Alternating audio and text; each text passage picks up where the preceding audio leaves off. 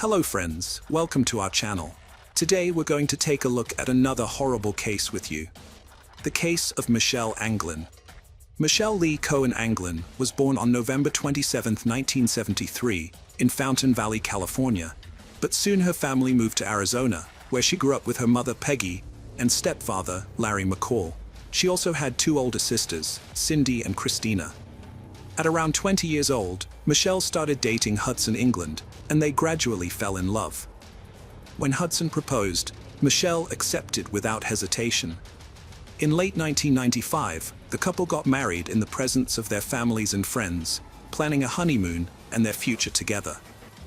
However, tragedy struck just 4 months after the wedding, changing Michelle's life forever. Michelle's mother, Peggy Cohen McCall, a realtor herself, inspired Michelle to join the industry. According to the Arizona Association of Realtors, there are no mandatory safety measures in place for Arizona realtors. Nevertheless, many builders and agencies provide them with various resources and safety tips to help them stay safe on the job. When Michelle was at the office, her family members, including her husband, sisters, and mother, would typically get in touch with her using her work phone. Whenever she was out showing houses to clients, Michelle would always carry a pager with her so that her family could reach her if needed. However, on February 9, 1996, Michelle failed to respond to her loved one's calls and messages, which was unusual behavior for her. Normally, she would let someone know about her plans to show a house to a potential buyer. The job of a realtor comes with significant risks, often higher than those in other professions. Realtors can be attractive targets for predators because they often work alone and sometimes show properties in remote areas. Experienced realtors are well aware of the dangers associated with this job. Predators may lure them to an isolated location, such as an empty house with no nearby neighbors, under the guise of wanting to buy a property. In reality, they have a different motive. When a realtor finds themselves alone in an empty house with such an individual, the situation can quickly turn bad. To avoid potential risks, realtors are cautioned to maintain a safe distance from clients, stay near the front door, and leave immediately if they sense anything unusual. This is why Michelle's family became worried when they couldn't reach her during the day. Michelle's sister, Cindy, was dating a Phoenix police officer. Concerned about her sister's safety, Cindy asked her boyfriend to perform a welfare check at Michelle's workplace. When he arrived, he found Michelle's car parked outside, but upon inspecting it, he didn't notice anything out of the ordinary and assumed Michelle was working in the office. However, when he entered the office, he was surprised to find no one there. The lights were on, and music was playing, but what he saw next raised concerns. Michelle's purse and pager were left on the table, unlocked, with no signs of struggle or explanation for her sudden departure. That evening, Michelle's family filed an official missing persons report with the police. Earlier that day, Michelle had scheduled a meeting with a potential buyer to show them 3 houses near her office, so she decided not to drive. The police officers who responded to the report inspected Michelle's office and then visited the 3 model homes she may have been showing to the buyer. They performed a preliminary search of each house and found 3 pink buttons in the master closet, on the 2nd floor of one of them. They also noticed that 2 candles in the master bathroom had been knocked over, 1 into each sink, but everything else seemed undisturbed. Cindy's boyfriend got in touch with Cindy to ask if she could describe what Michelle was wearing that day. He wanted to know if the pink buttons found belonged to Michelle's clothes. Unfortunately, Cindy couldn't recall what Michelle had on that day. The officers were convinced that the buttons belonged to a woman due to their color. The police conducted a more thorough search of all 3 houses, focusing especially on the one where the buttons were discovered. Tragically, they found Michelle Anglin's lifeless body under the master bed, which was twisted, severely bruised, and showed signs of a violent struggle. In the closet of the same bedroom, they found traces of seminal fluid, indicating a possible sexual assault. Further investigation revealed broken ceramic candlesticks, pieces of Michelle's clothing, paint, and plaster chips under the bed, as well as in the master bathroom. However, the autopsy revealed no evidence of forced intimacy before Michelle's death. The forensic expert concluded that the perpetrator had attempted to undress Michelle, but she resisted, leading to a violent struggle. Michelle was ultimately strangled, as evidenced by 3 bruises on the left side of her neck and 1 on the right side. According to court documents, a fierce fight took place between Michelle and her attacker in the master closet and bathroom. The master closet contained buttons and seminal fluid, indicating a significant struggle. Additionally, the master bathroom area had damaged candles and candlesticks, while both the bathroom and under the master bed had paint and ceramic chips. These findings demonstrated the extent of the violence. Michelle's clothing was torn and intertwined, suggesting that the perpetrator had forcibly ripped it from her body. She suffered numerous abrasions and bruises on various parts of her body, and her injured hands and wrists indicated that she had been struggling to defend herself. Michelle's mother, Peggy Cohen McCall, reflected on her daughter's tragic death, saying, "She thinks about her every day."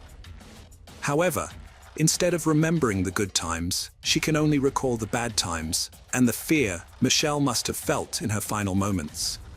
Peggy Cohen McCall was not present to comfort her daughter and alleviate her fears.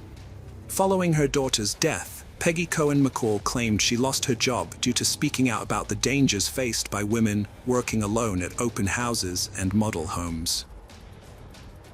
The police's first port of call in their investigation was Michelle's husband, Hudson England. This was a routine step, as the police always consider the possibility that a family member might be involved in a crime. Michelle's family didn't think Hudson was capable of taking his wife's life, given that they had been married for just 4 months and seemed happy and in love. However, it's worth noting that a short marriage doesn't rule out the possibility of foul play, as seen in the tragic case of Krista Alexander, who was found dead just 4 months after her wedding. The investigators interviewed Hudson, and he appeared genuinely shaken by Michelle's death. He readily shared his whereabouts and activities on the day of her murder. According to Hudson, he had spent the day visiting car dealerships in search of a family car, as he and Michelle were planning to start a family. The police verified his alibi and found it to be true, which led them to clear him of suspicion. Hudson also told the investigators that he had no idea who might have wanted to harm Michelle, and suspected that she might have been attacked by someone she was showing the house to. The police examined Michelle's mobile phone records, which revealed that on February 9th, she was on a call with a fellow sales agent between 3:45 and 4:15 p.m. During this conversation, Michelle mentioned that she had to end the call because a potential buyer had just arrived at her subdivision. The agent tried to return Michelle's call between 4:30 p.m. and 5 p.m., but received no answer. This information allowed the detectives to narrow down the time frame of Michelle's attack. However, they still needed to identify the identity of the potential buyer she was supposed to show the model homes to. Unfortunately, Michelle did not mention the man's name during her phone conversation with the fellow agent, nor did she record his name in her work notes. The police lacked immediate leads on the mysterious potential buyer due to lack of information. To generate leads, they sought out witnesses, interviewing residents in the area where Michelle was attacked. A local resident, who coincidentally arrived home from work between 4:45 p.m. on February 9th, reported seeing a white man descending the steps of one of the 3 houses for sale. This witness also noticed a black, older model Chevrolet pickup truck with California license plates in the house's parking lot. Additionally, prospective buyers who visited the subdivision between 4 and 4:30 p.m. that day recalled seeing a man walking from the direction of the 2nd and 3rd model homes.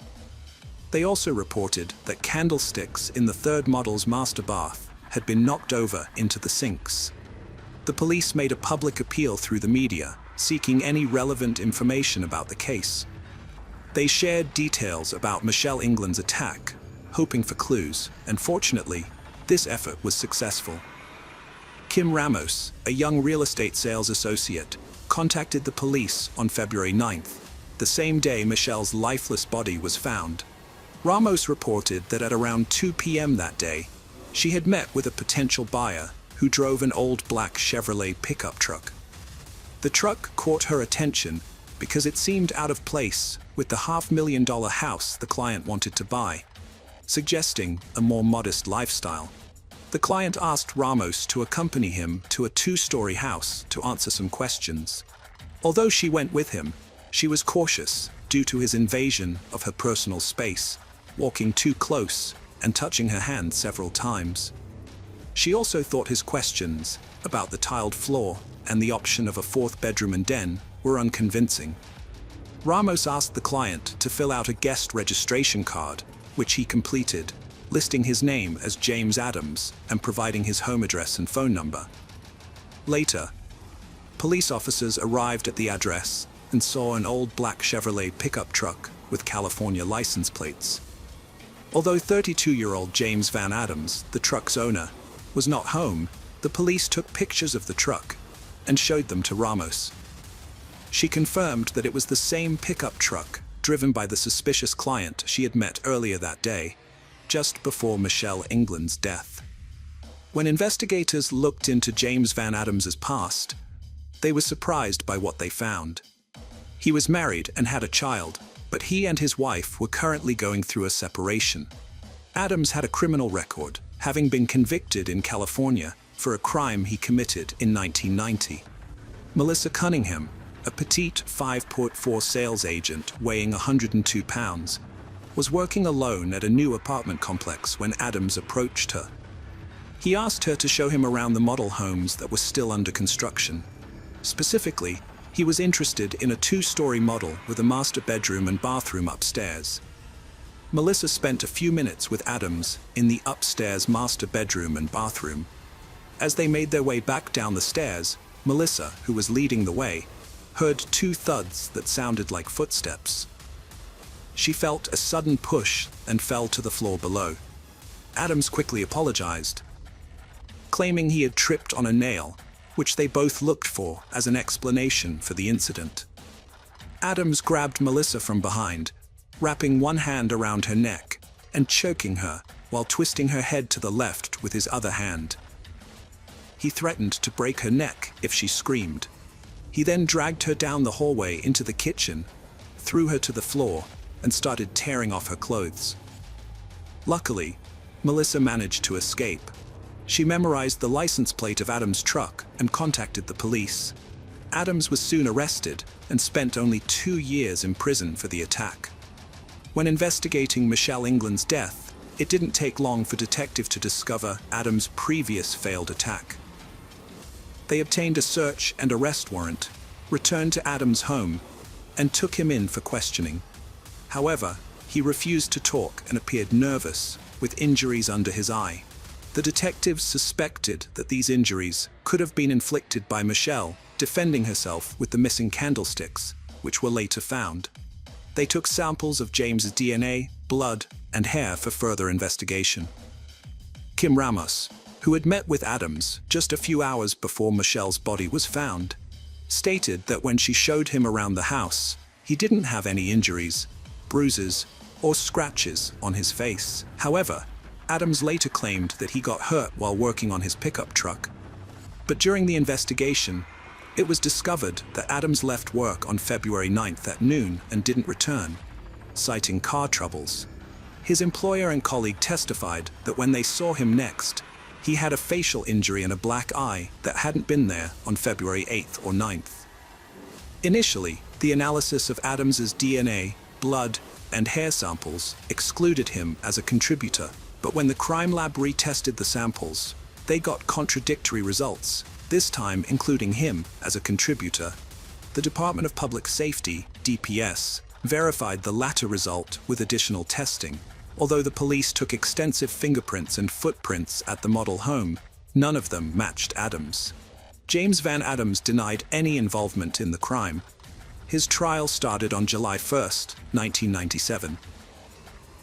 Prosecutors presented evidence that implicated Adams in Michelle's death, including testimony from Kim Ramos, who believed she was lucky because Adams had intended to target her before attacking Michelle. Ramos also stated that she didn't believe Adams was genuinely interested in buying a house, citing his clothing, vehicle, and questions about the flooring and fourth bedroom, which she thought were absurd. The state also presented evidence of Adams' interactions with other sales agents on several occasions. In California, several years prior, Adams had interacted with agents. Additionally, months before the attack on Hudson England, he had been in Briarwood, Sientra, and even hours before the attack, he was in contact with other agents. Susan Wright, an employee of Homes by Dave Brown, testified that she had multiple face-to-face meetings with Adams at the Briarwood subdivision and numerous phone conversations with him while working at Briarwood and later at another subdivision. Wright remembered their first meeting in September or October 1995, when Adams asked to view a house for sale. She recalled that Adams stood too close to her and, despite indicating he had questions, didn't ask a single question during the viewing. When other potential buyers arrived, they immediately left and returned to the office. On November 5, 1995, Adams visited Wright's office again, filling out the guest registration card as Jim Adams. According to Wright, Adams repeatedly visited her office and called her, asking her out on dates each time. It became apparent that James Van Adams exhibited a repetitive pattern of criminal behavior. The victims he attacked in California in 1990, including Hudson England, Susan Wright, Kim Ramos, and Melissa Cunningham, shared similar physical characteristics. Additionally, they all worked alone, and the incidents occurred in the afternoon. In the cases of Melissa Cunningham and Kim Ramos, Adams requested that they accompany him to an upstairs location in a two-story house. The evidence found near Hudson England's body suggested that he made the same request to her as well. Adams's method of attack involved putting his right arm around the victims' necks, as seen in the cases of Hudson England and Melissa Cunningham. In both instances, the attacker removed the victims' clothes and attempted to sexually assault them, indicating that Adams was preparing to commit a crime. Adams targeted potential victims who worked alone and could show him houses for sale without witnesses. The trial process proved to be another ordeal for Michelle's family, who were present in the courtroom. The judge had to remove Michelle's mother, Peggy Cohen McCall, due to her emotional outbursts as she screamed at Adams. However, Adams seemed to take pleasure in seeing Michelle's family suffer and periodically flashed a grin during the trial. On July 14, 1997, the court sentenced Adams to death, despite his claims of innocence throughout the trial. He subsequently exhausted all legal avenues to appeal the verdict, citing the 1990 incident in California, where Melissa Cunningham escaped as evidence that he didn't intend to kill Hudson England. Adams argued that, given this previous incident, the jury should have concluded he was guilty of premeditated second-degree murder, not first-degree murder. Ultimately, all his appeals failed. Adams was found dead in his prison cell on March 14, 2005, and attempts to resuscitate him were unsuccessful. The cause of death was asphyxia, which he had inflicted upon himself. Upon hearing the news, Michelle's family, including her mother Peggy, were overjoyed, with Peggy describing it as a good day. Friends, welcome to our channel. Today we're going to take a look at another horrible case with you. The case of Kate Waring.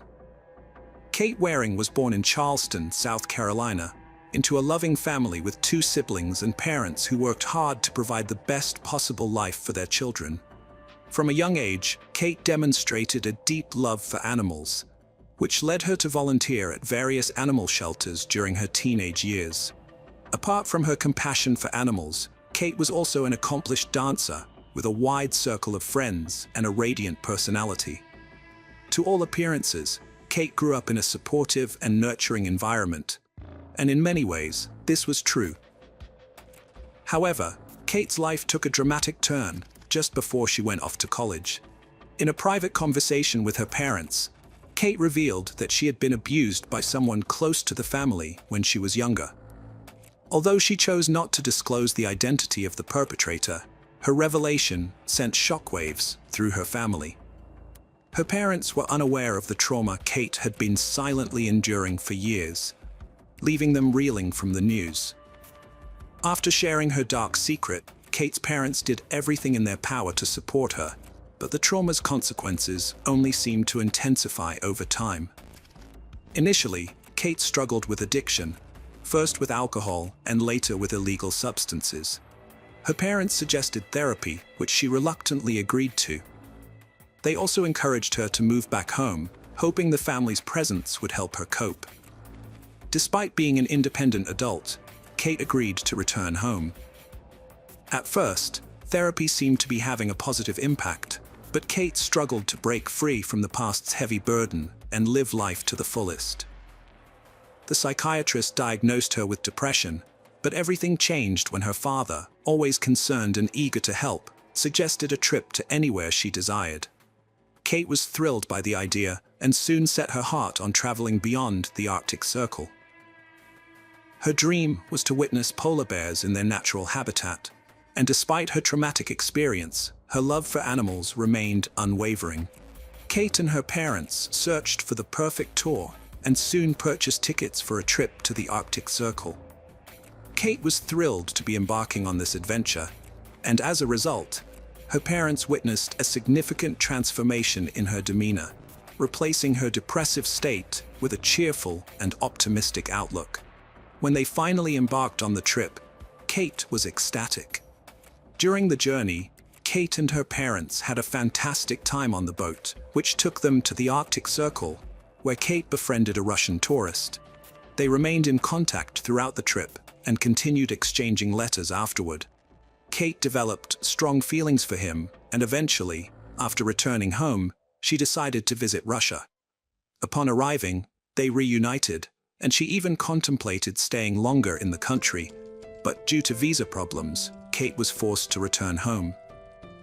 Despite this setback, it seemed that Kate had finally overcome her depression. Back home, she planned to resolve her visa issues and even started writing a book for her children. Her life was finally taking a turn for the better. On Saturday, June 12, 2009, Kate's life took a dramatic turn. Her family was away on a business trip, leaving her alone at home. Normally, Kate would call her father to reassure him that everything was okay, but this time, she failed to do so. Her concerned father tried calling her back, but there was no response. Given Kate's past struggles with alcohol and substance abuse, he asked someone to check on her at home. When the person arrived, Kate was nowhere to be found, but her bedroom light was still on, suggesting she might return soon. However, she didn't show up. Furthermore, Kate had left behind her essential medication, which she was supposed to take regularly. Despite their growing anxiety, Kate's parents decided not to panic and waited for her return, considering her age of 28 and ability to take care of herself. Her father decided to wait until Monday before involving the police. On Monday morning, Kate Waring's father received a call from the bank. A bank employee informed him that someone had tried to cash a check worth more than $4,000, supposedly signed by Kate.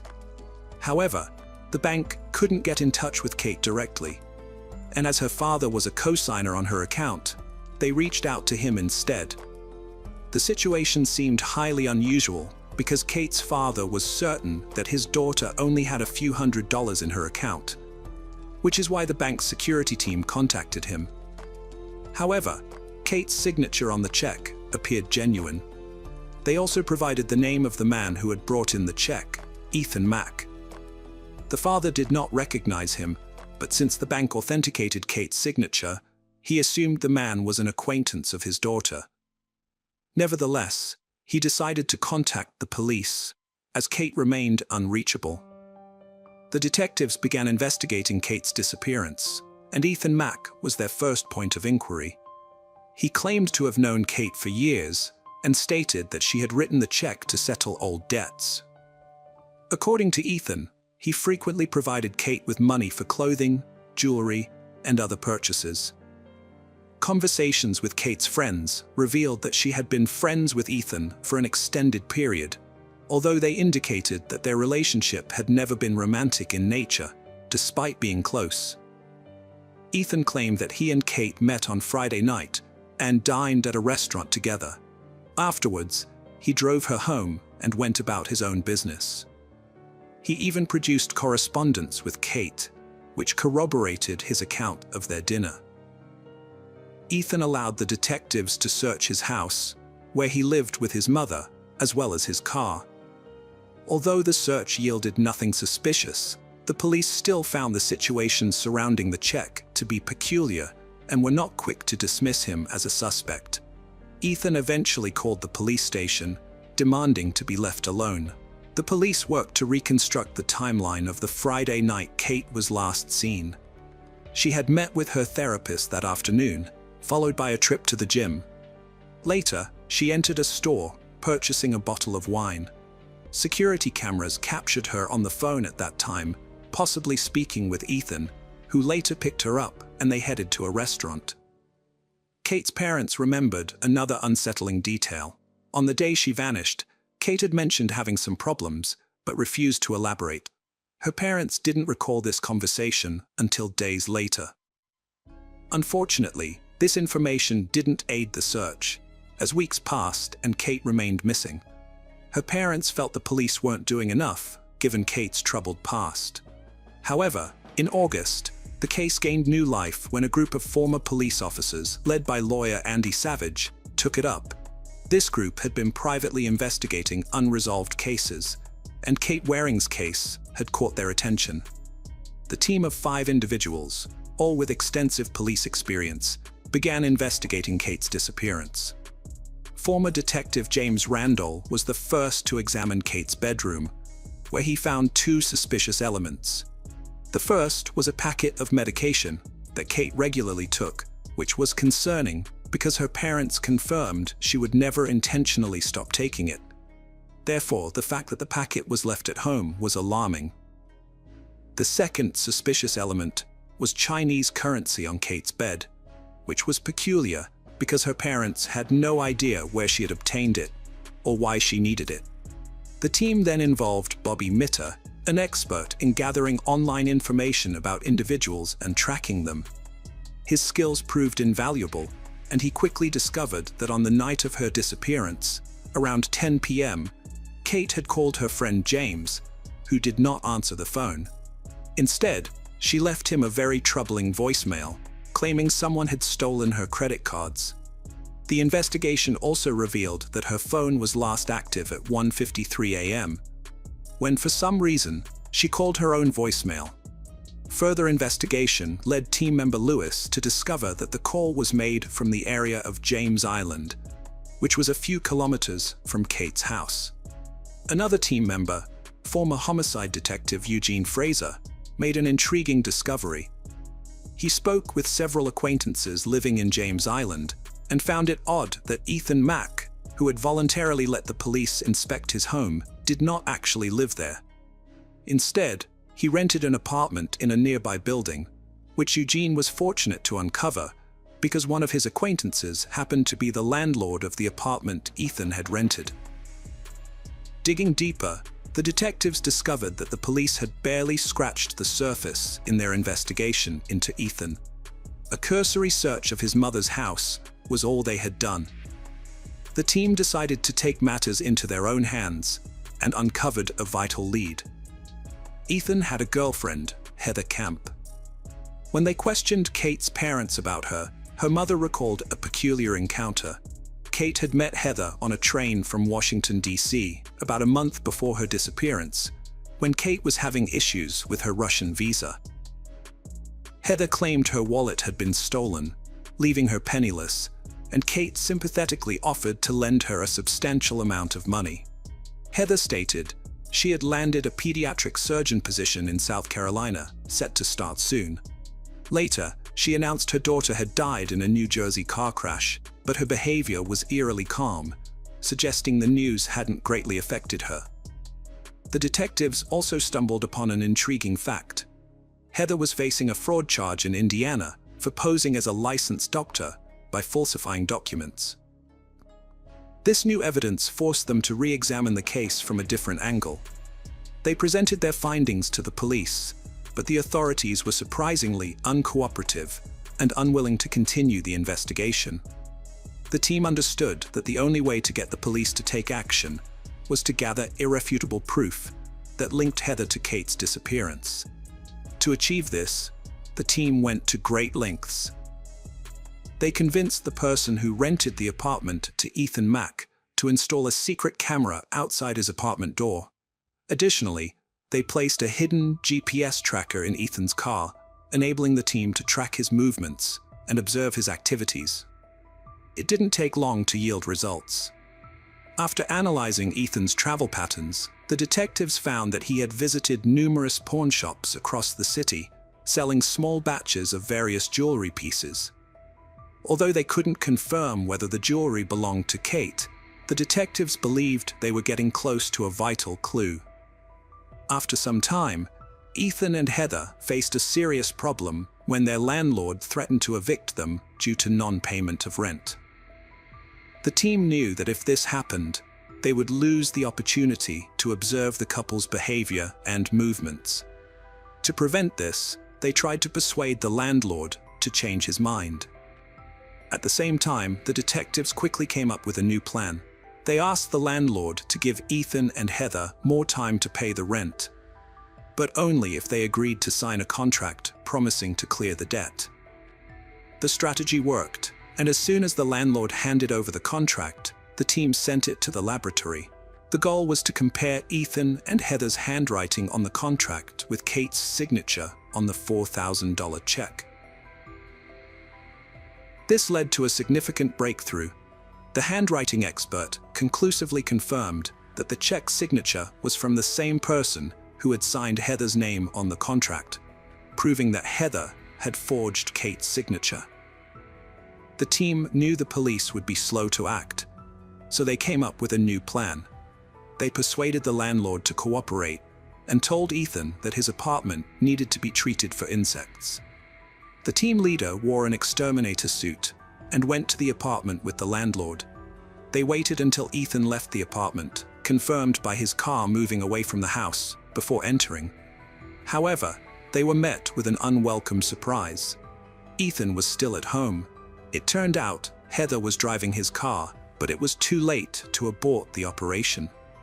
The investigator had to improvise, insisting that fumigation was necessary and asking Ethan to wait outside while the chemicals were sprayed. Ethan, none the wiser, agreed and left. Meanwhile, the investigator carefully searched the apartment for any evidence linking Ethan to Kate's disappearance. He searched Ethan's backpack and found Chinese money, the same notes found on Kate's bed. This was their first clue. Unfortunately, no other potential clues were found. The investigator and landlord pretended to finish the treatment and left. The team needed to regroup and devise another plan. Upon reviewing the footage from the camera in front of Ethan's apartment, detectives identified a frequent visitor, Terry Williams, a neighbor of the couple. They suspected Williams might have information about Ethan and Heather's involvement in Kate's disappearance, so they took a bold step. The team offered Williams a substantial sum of money in exchange for information about his friend's actions regarding Kate. They brought the money to Williams's apartment, but were met with an unexpected turn of events. At the time of the offer, Heather was at her home, where she overheard the entire conversation.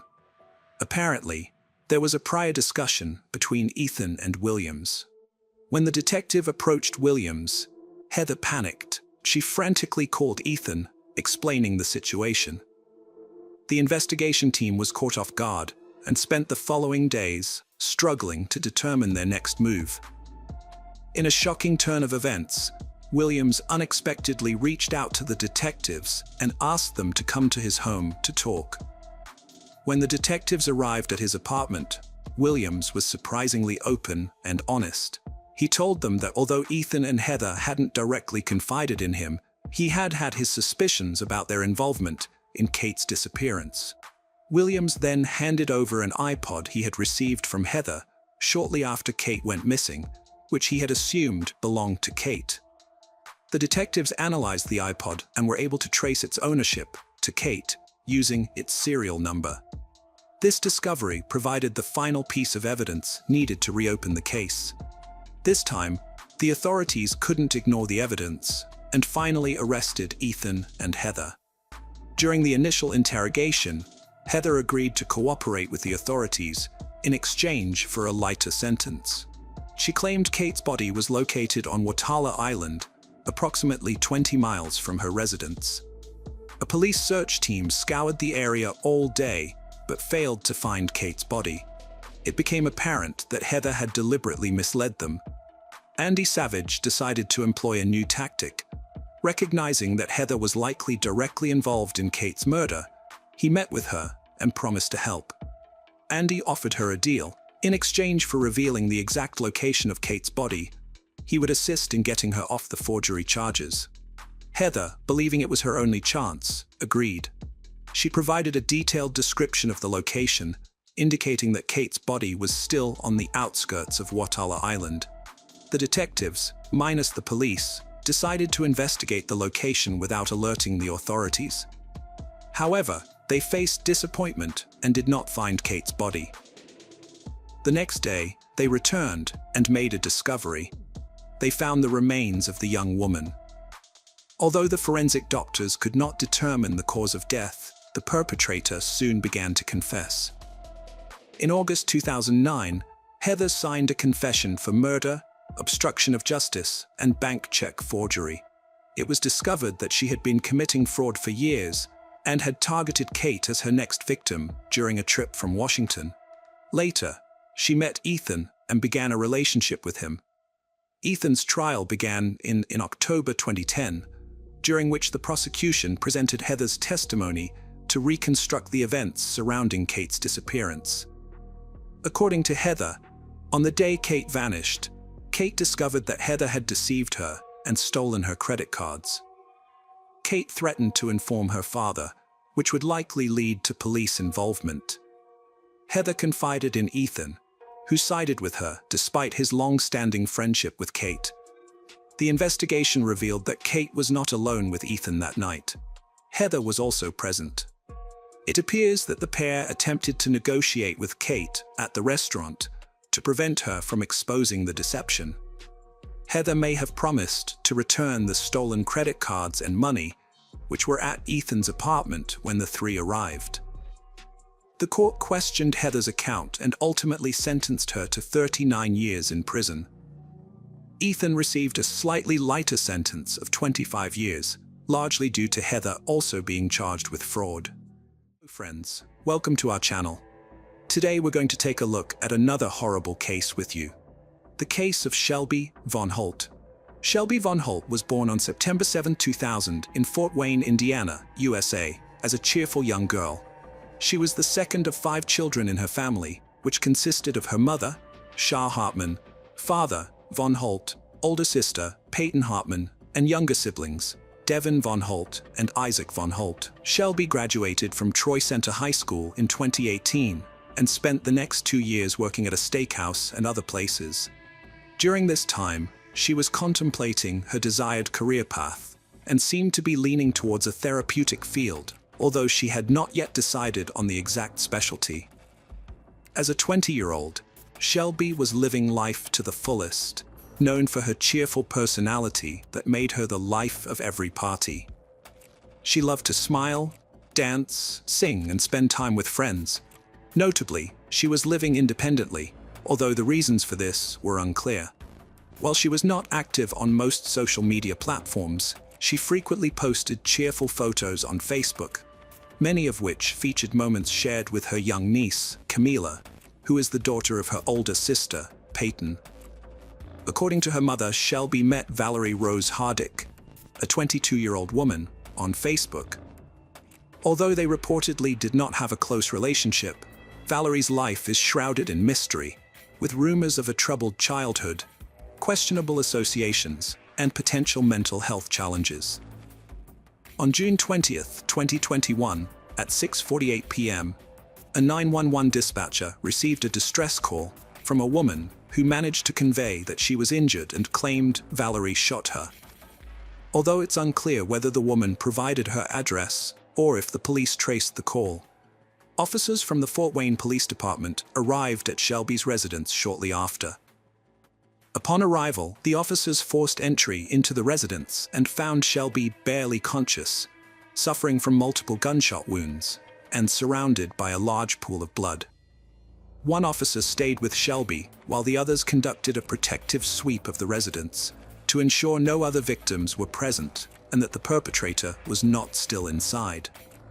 They did this while waiting for an ambulance and local firefighters to arrive. During this time, the officers attempted to provide first aid, and a surgeon asked Shelby if she knew who had shot her. Shelby identified Valerie as the attacker. Emergency medical personnel soon took over Shelby's care, rushing her to the nearby hospital, where she was in critical condition, but still alive. Meanwhile, Shelby's family was informed of the incident, and Fort Wayne Police Department officers began gathering evidence from her home. A doorbell camera was a significant piece of evidence, and after reviewing its footage, a person of interest was identified, though details were not publicly disclosed at the time. In a remarkable coincidence, a disturbing incident took place the day after Shelby's critical injury, approximately 50 kilometers away in Ohio. At around 10:30 a.m., the local police department received multiple calls about a suspicious-looking young woman lurking around a convenience store at a gas station. According to eyewitnesses, she had been wandering around the store and near the gas pumps for about an hour, seemingly trying to catch a glimpse of customers' credit card numbers as they made their purchases. Furthermore, the police had already received a prior call from a man who reported seeing the same woman earlier at the convenience store, claiming that she had pointed a gun at his back. After taking precautions, police officers arrived at the gas station where they found the woman and arrested her without any violence. The 22-year-old woman was identified as Valerie Rose Hardick. She had a 9mm handgun on her, which was the same type of weapon used in the attack on Shelby. Shelby had already identified her attacker as Valerie, which made the police even more certain they had the right person.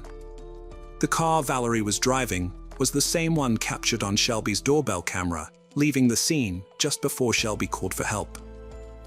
Although the investigation is ongoing, Valerie was taken into custody and transferred to the county jail, where she will await her court hearing in the local municipal court. Shelby was clinging to life after being gravely injured by 89mm bullet wounds to her chest and abdomen. Doctors placed her in an induced coma and did everything they could to save her. Unfortunately, 3 days after the brutal attack on June 22, 2021, Shelby's body gave in to the injuries, and she was pronounced dead. According to her mother and media reports, Shelby died after undergoing 4 complex abdominal surgeries that did not yield the desired results. She received 20 blood transfusions, but the medical outlook was always bleak. If Shelby had survived, doctors believed her legs would have needed to be amputated. The brutal murder raises questions about what could drive someone to commit such a heinous crime. According to the limited information available, investigators attributed the motive to jealousy. It is alleged that Shelby was dating a man who Valerie was strongly attached to, although his identity was not revealed. Valerie was charged with criminal assault and aggravated threats. Initially held in Ohio on a $100,000 bail for threatening a man with a firearm at a gas station, Valerie was later transferred to Allen County to face charges for Shelby's murder. Shelby Von Holt's remains were memorialized in a private ceremony at a funeral home on June 29, 2021, and then cremated. In early 2022, Valerie Rose Hardick entered a plea deal in connection with Shelby's murder. Hardick pleaded guilty, citing mental illness as a defense. As part of the deal, the prosecution dropped a charge related to the use of a firearm during the crime, which could have added 20 years to her sentence. In September 2022, Hardick's sentencing hearing took place in the Superior Court of Allen County. As agreed, she pleaded guilty but mentally ill. During the hearing, her defense attorney presented mitigating circumstances, including her difficult upbringing, marked by her stepmother's death, abuse by her stepbrother, and a history of mental health issues. However, the prosecutors emphasized the jealousy motive behind Shelby's murder and highlighted Hardick's criminal history, which had escalated over time. They also noted that Hardick was on probation at the time of the murder, having been part of an alternative program due to previous charges. Throughout the hearing, Valerie's behavior was inconsistent. At times, she seemed coherent and fully aware of the situation, but at other moments, she appeared nervous, distracted, and even smiled at Shelby's family. Despite this, she answered the court's questions accurately. Although the exact content of her statements was not specified in media reports, it was noted that she never expressed remorse or apologized to Shelby's family. Shelby's parents, on the other hand, poignantly conveyed their profound loss during their victim impact statements. Shelby's father reminisced about his daughter's love for symbolic icons like peace signs and how she was still finding her way in life at the time of her murder. He reflected on Valerie's demeanor during her guilty plea, stating that her voice conveyed a lack of remorse. The grieving father asserted that by admitting to intentionally killing Shelby, Valerie seemed to take pride in her crime, which demonstrated a clear lack of regret. Toby expressed his belief that there was more to the story behind Valerie's motivation for killing Shelby than just jealousy, and he referenced the defense's argument about Valerie's mental health issues. Shelby's father pointed out that many people in prison have mental health issues, and he vowed to continue seeking answers about the tragedy. In a heartfelt reflection, Toby noted that there were two tragedies in this case. The first was the shocking and agonizing death of his daughter, and the second was Valerie's decision to throw away her future in a fit of rage. He acknowledged that Valerie's children would greatly suffer as a result. It was revealed that Valerie, who was 22 years old, had at least 2 children, although no further details about them were publicly disclosed. The grieving father said that the tragedy wouldn't stop at the graveyard or in the courtroom, because true justice couldn't be achieved in such a tragic situation. However, he said he had forgiven Valerie in order to find peace within himself, which he believed was guided by his faith in Christ. He was confident that Shelby was with God and reiterated his deep love for her. Shelby's mother, Shauna, also spoke about her feelings. She remembered her daughter as a princess from the day she was born, describing her as a kind spirit who would always help a friend, no matter the distance. Shauna vowed to attend all possible appeal hearings that Valerie's defense might initiate in the future. She shared the pain of remembering her lifeless daughter and the helplessness she felt, unable to protect her. All she could do was lay her head on Shelby's chest as her daughter lay in a medically induced coma. She publicly praised her daughter's courage, saying that Shelby had managed to name her attacker twice and fought hard for her life after being attacked. Shauna detailed the severe injuries Shelby suffered, explaining that her heart was racing at an unsustainable pace. Although Shelby's medical expenses totaled nearly $500,000, Shauna didn't seek compensation because they were waived following her death. The funeral expenses alone were around $115,000, but Shauna emphasized that she didn't expect to receive any compensation and didn't want any money from Valerie. Holding back tears, Shelby's mother poignantly expressed that memories were all she had left, and she wished she could trade places with her daughter. She noted that some days, the grief was so intense that she couldn't muster the strength to get up. After the legal representatives finished their presentations and the victim's family statements, the court awaited the judge's verdict. Under Indiana law, the sentence could range from a minimum of 45 years to a maximum of 65 years, with an average of 55 years. Valerie's defense team requested the minimum sentence, citing various mitigating factors, while the prosecution sought the maximum sentence. Before making his decision, the judge pointed out that it was clear the murder was planned in advance, and Valerie was fully aware of her actions. Her decision to flee to Ohio further supported this. While the judge acknowledged that Valerie had a difficult upbringing, marked by inadequate education, personal traumas, and mental health issues, he emphasized that she already had a growing criminal record at the time of Shelby's murder, including pending charges for a separate crime. Despite her past attempts at rehabilitation, her criminal history and lack of success in those attempts meant her traumatic past could not be used as an excuse. Taking these factors into account, the judge sentenced the 23-year-old Valerie to the maximum possible sentence of 65 years in prison. He also ordered the destruction of the weapon used in the murder. According to the American Correctional System's records, Valerie is currently incarcerated in an Indiana women's prison, with the earliest estimated release date being June 18, 2027, at which time she will be 72 years old. After the court session, Shelby's parents said they were satisfied with the verdict.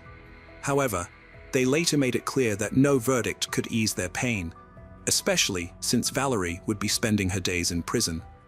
Shelby's mother emphasized that she would always miss and remember her daughter. This case is particularly notable because the victim, who was mortally wounded, was able to identify her killer. A prosecutor not involved in the case explained that when a dying victim identifies their attacker, this is known as a dying declaration. These statements provide a crucial lead for detectives and are the only exception to the hearsay rule in court trials, ensuring that the most reliable evidence is presented. The prosecutor also stressed that dying declarations are admissible in court because they tend to produce more trustworthy statements, given the immense pressure and tragic circumstances surrounding them. Hello friends, welcome to our channel. Today we're going to take a look at another horrible case with you, the case of Johnny Berry. Johnny Berry was born on August 26, 1983, and grew up to be a happy and friendly person with a large social circle and a love for parties. During her school days, she was an active member of the local cheerleading team. After completing high school, Johnny enrolled at East Tennessee State University to pursue a degree in psychology and criminology. It was during this period that she met Jason White, and they began dating. The couple got engaged just before graduating in late 2004. At the age of 21, Johnny decided to pursue a master's degree in psychology, which led her to temporarily relocate to Knoxville for her studies. While in Knoxville, she worked part-time at a children's educational center, where she discovered her passion for helping kids. Meanwhile, Johnny's fiancé, Jason, was studying law in a different state. Despite the distance, they remained close and began planning their wedding in Knoxville. Initially, Johnny stayed with her friend Jason Amami, who had also attended college with her and later moved to Knoxville. They shared a 2-bedroom apartment, and Jason allowed Johnny to stay there until she found her own place to live. Johnny had 2 part-time jobs, one at a jewelry store and the other at a children's hospital. On the Sunday night of December 5th, after finishing her shift at the jewelry store, Johnny went to the mall to do some Christmas shopping. Later, she returned home and spent her evening wrapping presents for the children at the educational center, chatting with her neighbor, and then retreating to her room. Before going to bed, she had a phone conversation with her boyfriend. Around 4 in the morning, Jason Amami was awoken by a scream from a woman. At first, he thought Johnny was having a nightmare, so he went to her room to check on her. However, he was shocked to find a stranger wielding a knife. The intruder attacked Jason, and they engaged in a fierce struggle. Eventually, Jason managed to fend off the attacker and made a dash for the door. He rushed out of the apartment and ran to the nearest convenience store, almost a kilometer away, to call for help. When the store clerk saw Jason, who was covered in blood, they immediately called 911. Jason explained to the police what had happened when they arrived at the scene. At their apartment, the police found Jonia lying in the hallway that connected 5 apartments. She was still alive, but barely conscious. When the police questioned her about the attacker, she could only provide weak clues. The police searched the entire building and the surrounding area, but were unable to find the attacker. They rushed Jonia to the nearest hospital, where despite the doctor's best efforts, they were unable to save her. The doctor reported that she had suffered more than 20 stab wounds, making survival highly unlikely. Jason had 8 wounds from the attacker. Although only 1 was critical, he received medical attention and his life was no longer in danger. Meanwhile, the detectives began investigating the crime scene. They discovered blood in the hallway, indicating that Jonia had attempted to seek help from her neighbors, but none of them had opened their doors. Next to Jonia's room, the detectives found the murder weapon, a kitchen knife that belonged to Jason, which the attacker had used with such force that it became bent and damaged. The police discovered blood near the back door of the apartment and on the stairs leading to the street. As Jason and Jonia had exited through the front door, detectives believed the killer likely escaped through the back door in Jason's room. Another clue was found, a partial footprint, possibly left by the attacker when they followed Jason and attacked him. The brutal nature of Jonia's murder led police to suspect a personal motive. Initial investigations focused on Jonia's boyfriend, despite him being approximately 1,000 kilometers away from Knoxville. However, friends and family testified to their wonderful relationship, and he had no apparent reason to commit such a heinous crime. He learned of Jonia's death when her mother called him at 10 a.m. and claimed to have fainted and taken a long time to recover. In his incapacitated state, he required a neighbor's assistance to book a plane ticket and pack his suitcase. After carefully verifying his alibi, investigators concluded he couldn't have physically traveled to Knoxville and back by morning, thus ruling him out as a suspect and shifting their attention to Jonia's neighbor. In contrast to Jonia's boyfriend, who had a solid alibi, this particular neighbor did not, which raised suspicions that he might be the perpetrator. Many friends and family members of Jonia suspected him, with some believing he could be the killer, and others accusing him of leaving Jonia behind as he fled the apartment. The suspicion was so deep-seated that Jonia's parents didn't even want him to attend her funeral. After Jason was released from the hospital, investigators started questioning him. He maintained his original story, stating that he had heard screams, seen an unfamiliar man, and was attacked after successfully fighting off the attacker. Jason rushed to the front door, went out into the street, and sought help from the neighbors. He thought Jonia had also escaped from the apartment because he could no longer hear her screams. However, the police had doubts about the truth of this testimony. Doubts about Jason initially stemmed from his injuries.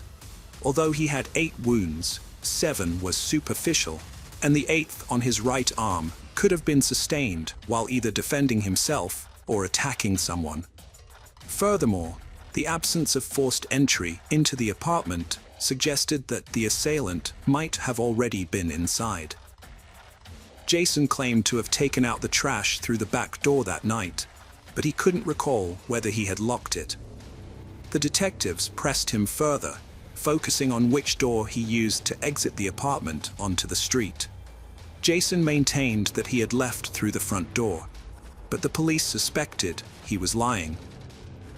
If Jason had actually exited through the back door, it would account for the bloodstains near the door leading to the stairs, thereby heightening suspicions against him.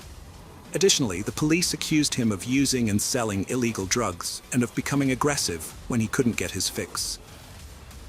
Jason denied all these allegations, but the investigators continued to level various charges against him. After spending several hours at the police station, the detectives asked Jason to take a polygraph test, and to their surprise, he accepted.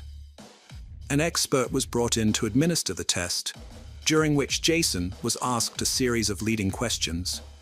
When the test was over, the investigators told him that he had failed, suggesting that his responses were false. This news caused Jason to become extremely upset, shouting that he was innocent and had no involvement in the crime, that his life was in danger, and that the real perpetrator was still at large. Despite his protests, the detectives remained skeptical. Police couldn't charge Jason due to lack of evidence. Lab analysis of the murder weapon revealed 3 DNA samples: the victim's, Jason's, and an unknown man's. The unknown DNA was also found elsewhere in the apartment. A bloody fingerprint on the knife handle didn't match Jason's. These findings suggested another person was present, but the unknown DNA didn't match any in the database. Despite this, public opinion still doubted Jason's innocence. Jason developed PTSD after a flawed polygraph test led to false accusations. In reality, Jason had severe lung and neck injuries with little hope of recovery. However, due to police report inaccuracies, his treatment was only 25% covered, leaving him in financial distress. After the police stopped suspecting him, they started questioning Jason as a witness. Based on his account, they managed to create a rough description of the attacker. However, the situation was complicated by the fact that Jason didn't get a clear look at the assailant's face. The apartment was dimly lit, and the attacker had pounced on him as soon as he left the room. In Jonia's room, the investigators made an intriguing discovery. A cap was found near the back staircase, along with discs and a stereo player. At first, they thought these items might belong to Jonia or Jason, but Jason denied any connection to them, claiming they were not in his apartment. This led the investigators to suspect that the killer might have left them behind. The police released a rough sketch of the suspect to the media, and after it was published, they received hundreds of leads. Many people reported individuals who vaguely matched the sketch, prompting the detectives to investigate each of these leads. One lead in particular caught their attention: a group of local teenagers known to break into houses to steal. One of these teenagers, 19-year-old Michael, bore a resemblance to the suspect's sketch. The police launched a search for Michael, which was made more complicated by the fact that he was already wanted for theft. With the possibility of his involvement in murder, 2 police units joined the search for Michael. They tracked down Michael and brought him in for questioning about the murder. As soon as he was in custody, the investigators turned their attention to his shoes, which had a tread pattern that was similar to the footprint found at the crime scene. They took DNA and fingerprint samples from Michael and sent them to the lab for analysis. While waiting for the results, they questioned him, and he made a surprising confession. Michael claimed that he and a friend had broken into Gia's apartment that night, intending to steal valuables. However, he said his friend had taken a knife and attacked Gia. But the detectives soon grew suspicious of Michael's story. The details he provided didn't match the evidence they had collected, and there was no sign of 2 strangers at the crime scene. The lab results only added to their doubts. Michael's DNA and fingerprints didn't match those found at the murder scene, and his shoes didn't match the tread pattern found in Gia's room. In the end, the police concluded that Michael had made up the whole story. It may seem strange, but it's not uncommon for people to falsely confess to high-profile crimes, often to get attention or a reward.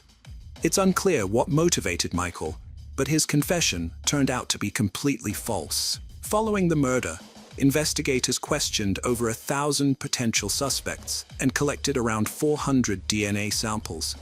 However, none of them matched the evidence found at the crime scene. In an effort to encourage people to come forward with information, a reward was offered early on in the investigation. As time went on, the reward amount increased each month. By December 2005, a year after the murder, the reward had reached $60,000. The state governor also contributed an additional $20,000 from his own funds, drawing even more public attention to the case. Despite the many leads, all of them ultimately led to dead ends. As a result, the case remained unsolved for several years. In 2007, the victim's parents took action, seeking changes in state legislation. They found it surprising that the murderer's fingerprints and DNA were not in any databases, considering the brutality of the crime. The parents refused to believe that this was the perpetrator's first offense. They later discovered that, according to Tennessee laws, fingerprints and DNA samples were only collected from people who had been convicted of a crime. Jason's parents were determined to bring about change. They took an active role in shaping a new law that required the collection of DNA samples from all individuals arrested for violent crimes. The authorities backed this initiative, and the law was passed in May 2007. 2 months later, a significant breakthrough occurred in the case. The police arrested 22-year-old Taylor Lee Olson for violating his probation terms. Olson had a lengthy criminal record, mainly involving theft, check forgery, and auto theft, with multiple previous arrests. Remarkably, despite his history of run-ins with the law, his fingerprints and DNA had never been collected. Olson lived with his girlfriend and their newborn daughter, but his criminal activities persisted. It was revealed that Olson had already come to the investigators' attention 5 months earlier when they received a tip about his possible involvement in the murder. However, for reasons unknown, the police had not pursued DNA samples for analysis at that time. Nevertheless, with his new arrest for probation violation, they finally decided to question him about Johnny's case. Olson eventually confessed his involvement in the murder and willingly provided a DNA sample.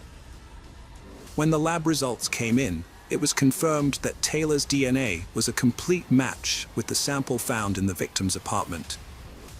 Following this, they collected his fingerprints, which also matched the fingerprint on the murder weapon. Olson was subsequently arrested, and detectives began to question him. Initially, Olson said he was not guilty, but he eventually decided to confess to his actions. Taylor claimed that on that night he had intended to steal Johnny's car and had entered her apartment through the back door to find the car keys. When he entered her room, she woke up and began screaming. In response, Olson grabbed a kitchen knife and stabbed her multiple times. However, he insisted that he hadn't intended to kill anyone and that it had all occurred accidentally. Detectives had doubts about the truthfulness of some details and leaned towards believing that Taylor had premeditated the murder. It was possible that he had been stalking the victim for some time, indirectly supported by the fact that Johnny's friends had reported someone following her in a car at the time. No evidence was found to substantiate this, but after Olson's arrest, it seemed increasingly plausible. Despite this, there was little doubt about his culpability, as his DNA and fingerprints were present on the murder weapon, strongly indicating his involvement. Olson's trial was slated to commence in mid-2008, and by that point, he had already retained a lawyer. Apparently, his legal counsel advised him to retract his confession, and Taylor presented a new version of events to the detectives. Now, he claimed that he had entered Johnny's apartment with his friend named Noah Cox. According to this revised account, when Olson entered Gia's room to retrieve the car keys, she allegedly woke up, seized a knife, and stabbed him several times. Olson then fled through the back door, while his friend entered Gia's room, disarmed her, and killed her. This new narrative raised suspicions among the police, as they found no fingerprints or DNA from other individuals at the crime scene, making it appear unlikely that anyone else was involved. Detectives awaited the start of the trial, but it never occurred. On March 28, 2008, Taylor Olson took his own life in his prison cell. Alongside him, several suicide notes were discovered, addressed to his family, Joan, his relatives, and the police. In the note to the detectives, he once again alleged that his friend Noah Cox was the actual perpetrator and also apologized to Gia's family and his own. Detectives continued to believe that Olson was responsible for the murder and repeatedly questioned him, but they found no evidence implicating him. Gia's parents also remained skeptical, believing that Olson was lying. In their view, if Taylor was truly innocent, he wouldn't have taken his own life. It seemed more likely that he simply did not want to spend the rest of his life in prison. Furthermore, for several months following his initial confession, Olson had consistently maintained that he had entered the apartment alone and that there was no one else with him. The sudden change in his story to shift blame onto his friend raised further doubts. Hello friends. Welcome to our channel. Today we're going to take a look at another horrible case with you. The case of Lily James. Lily James was born in May 2002 in Yamba, New South Wales, Australia. She was the beloved first child of the close-knit James family, especially adored by her maternal grandmother, Barbara. Growing up by the ocean with her younger brother Max, Lily was known for her active and enduring nature, with a passion for swimming. Her father, who coached water polo at an Anglican girls' school, supported her interest. Her friends remembered her as sociable, friendly, and excelling in her studies, always willing to help others, which made her very popular. In her upper school years, Lily's achievements in academics, sports, and community life were recognized, and she was considered one of the best students. Her incredible talent to excel in all areas of activity was undeniable. She also had a passion for the dramatic arts, which led her to participate in the theatre and dance club. She was eventually invited to perform at the famous Woodford Folk Festival, one of Australia's largest annual events. During the event, Lily impressed the audience with her rendition of a monologue from William Shakespeare's Macbeth, showcasing her skills, charisma, and allure, and securing second place in the theatre category. In 2018, Lily passed her beginner's driving test, adding to her list of accomplishments. Her athletic successes were also noteworthy, as she began to pursue water polo professionally, earning the title of swimming champion in the under-17 category. Her parents were thrilled with her successes and celebrated each accomplishment grandly. By her senior year, Lily had decided to focus on a sports career, and in 2020, she enrolled at Sydney Technological University to pursue a bachelor's degree in sports business management. In 2021, Lily started a new job as a water polo coach at St Andrew's Cathedral School to gain teaching experience and spice up her college routine. Thanks to her youth, vibrant personality, and love for sports, she quickly connected with her colleagues, the administration, and her students, trying to find a unique approach to each student and highlight their strengths.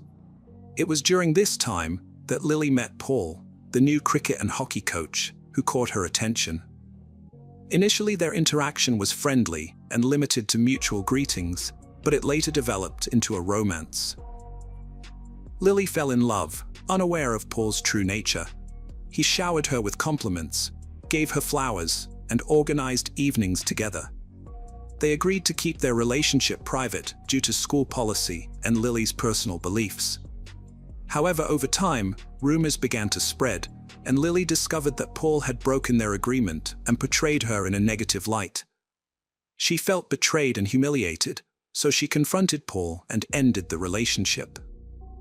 On October 26, 2023, the principal of St Andrew's Cathedral School in central Sydney sent an email to students and parents at 4:30 a.m. announcing that the school would be closed until the end of the week due to a critical incident. 2 hours later, a second notification reassured families that none of the students were involved in the incident. However, graduating students sitting for exams were exempt from the closure. The school provided psychological support to those affected by the situation. A 24/7 consultation center was set up in the school library to provide assistance. On Thursday and Friday, forensic teams thoroughly searched the school building and surrounding area. Access to the gym was restricted, and the adjacent shower area was scheduled for demolition. The reason for the school's closure was slowly revealed. On October 25, 2023, around midnight, the body of 20-year-old Lily James, the school's water polo coach, was found in the school shower. She had last been seen alive at 7 p.m. Surveillance cameras showed someone following her around 8 p.m., but the pursuer left alone and exited the school. Lily's parents raised the alarm when she failed to contact them, and the police were informed. A night guard discovered her body in a pool of blood with severe head injuries. After recovering from the shock, he called emergency services.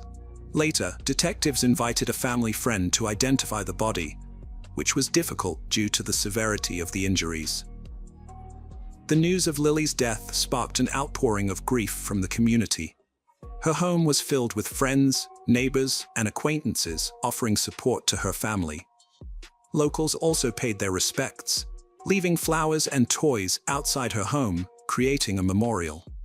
In a shocking twist, another tragic death occurred on October 27, 2023, at 8 a.m., just 11 miles from the scene of Lily's death. A man's remains were discovered on the rocks of Diamond Bay Reserve, near Vaucluse, an eastern suburb of Sydney. After the police were called, a rescue team was quickly assembled, including a bomb squad, Marine Corps, and a rescue helicopter. At 3:30 p.m., they recovered the man's body and took it to forensic experts for identification. Due to the severity of his injuries from a high fall, visual identification was not possible, so fingerprints were used instead. The experts suspected the man's identity, but they needed confirmation. Eventually, they identified the body as 24-year-old Paul, who was suspected of committing a crime against Lily James.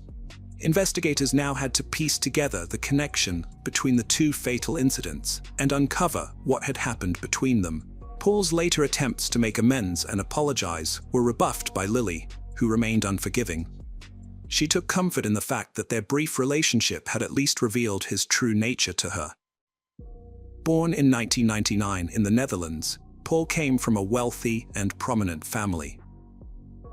When his father's job required a move to Australia in 2015, Paul and his family relocated. As an only child, he received excessive attention and pampering, which contributed to his selfish and entitled personality. Paul thrived academically and athletically at St. Andrew's Cathedral School, where he excelled in cricket and eventually became team captain. He was also involved in organizing extracurricular activities and festivals.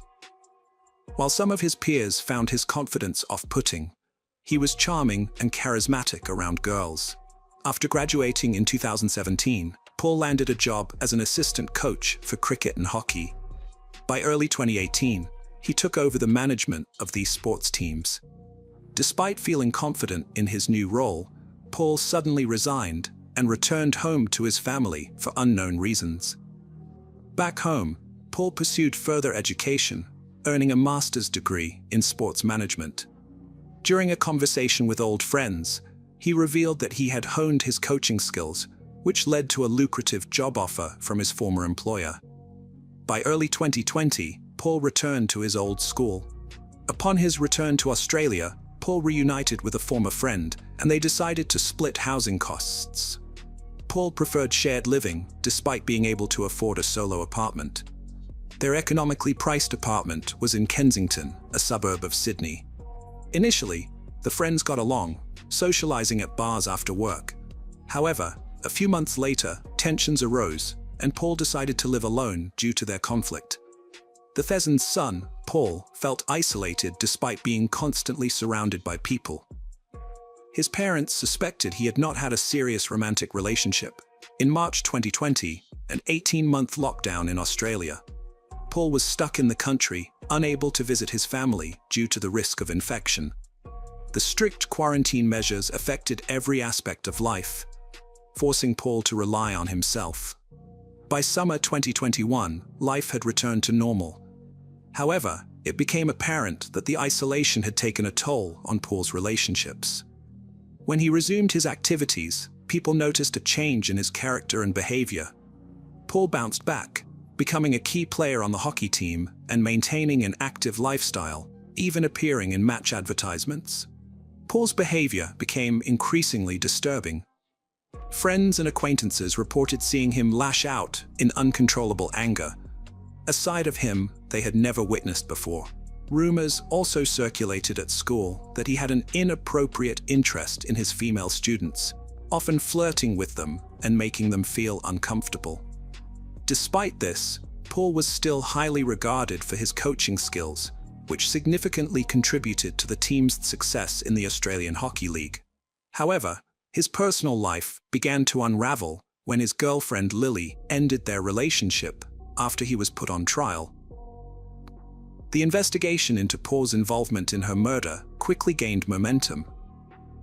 Surveillance cameras inside and outside the area where the body was found played a crucial role in identifying him as the prime suspect.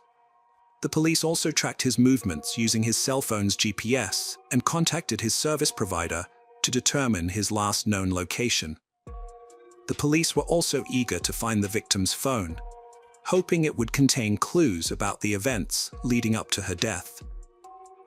After tracing the locations of the devices, they reconstructed the timeline of events and found that Paul had purchased a hammer at a hardware store a couple of days before the attack. It appeared that Paul was consumed by anger and decided to confront the girl violently. Lily's innocence in the situation was clear, but the events that unfolded were as follows. On the morning of October 25th, Lily went to the university and then to her job in the afternoon. Meanwhile, her ex-boyfriend rented a silver Lexus and drove to the school, but he didn't enter the building because he had no classes. Instead, he waited in the car. After the students left the building, the perpetrator walked to the gym, hiding a hammer under his jacket. He waited for Lily to finish her training, then followed her when she went to freshen up and take a shower. This was when Lily was most vulnerable, and the perpetrator attacked her, striking her head. According to pathologists, her death was instantaneous, and she did not suffer. An hour later, he gathered Lily's personal belongings in a backpack and left the building. He got into his car and drove to Diamond Bay, where he disposed of the hammer in a garbage container. Security cameras recorded him at the reserve at 8:47 p.m. Paul's last known location, as tracked by investigators, was The Gap, a cliff in Sydney's eastern suburb of South Head. The Gap is a popular tourist spot, but it's also infamous for its history of suicides. At around 10 p.m., Paul used Lily's phone to send a message to someone called James, which would ultimately lead to the discovery of the girl's body. It's unclear why Paul did this.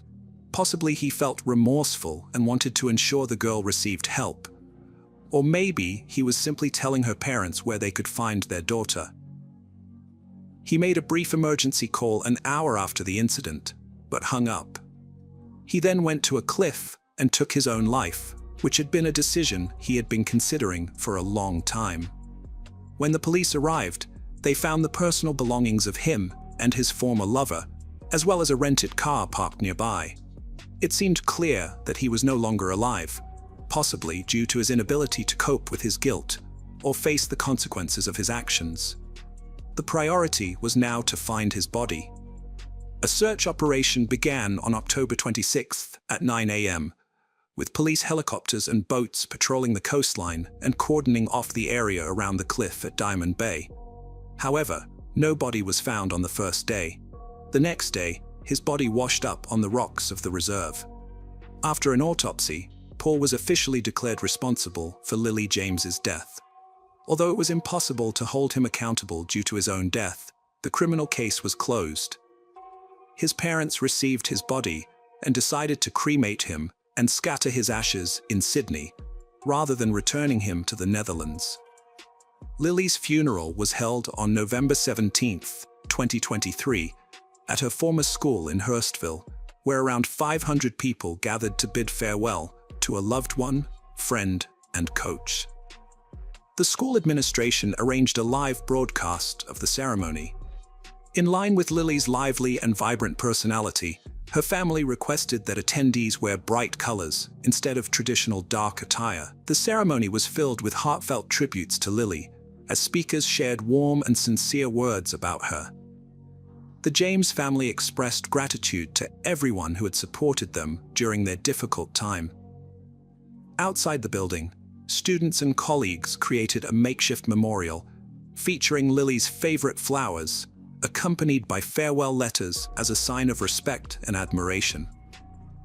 After the investigation into Lily's tragic death was completed, the school management sent a follow-up email to parents, apologizing for the impact of the tragedy and assuring them that the incident was unforeseen and would not happen again.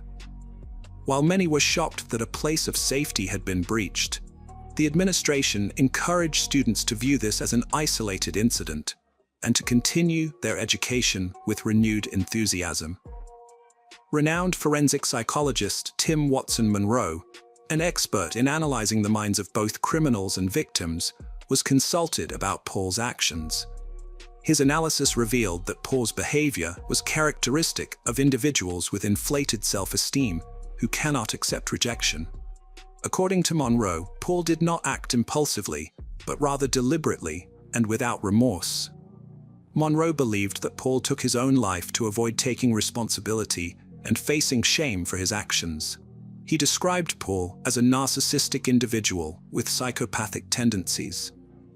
Monroe also distinguished Paul's case from the tragic tale of Romeo and Juliet, as their narratives were fundamentally different.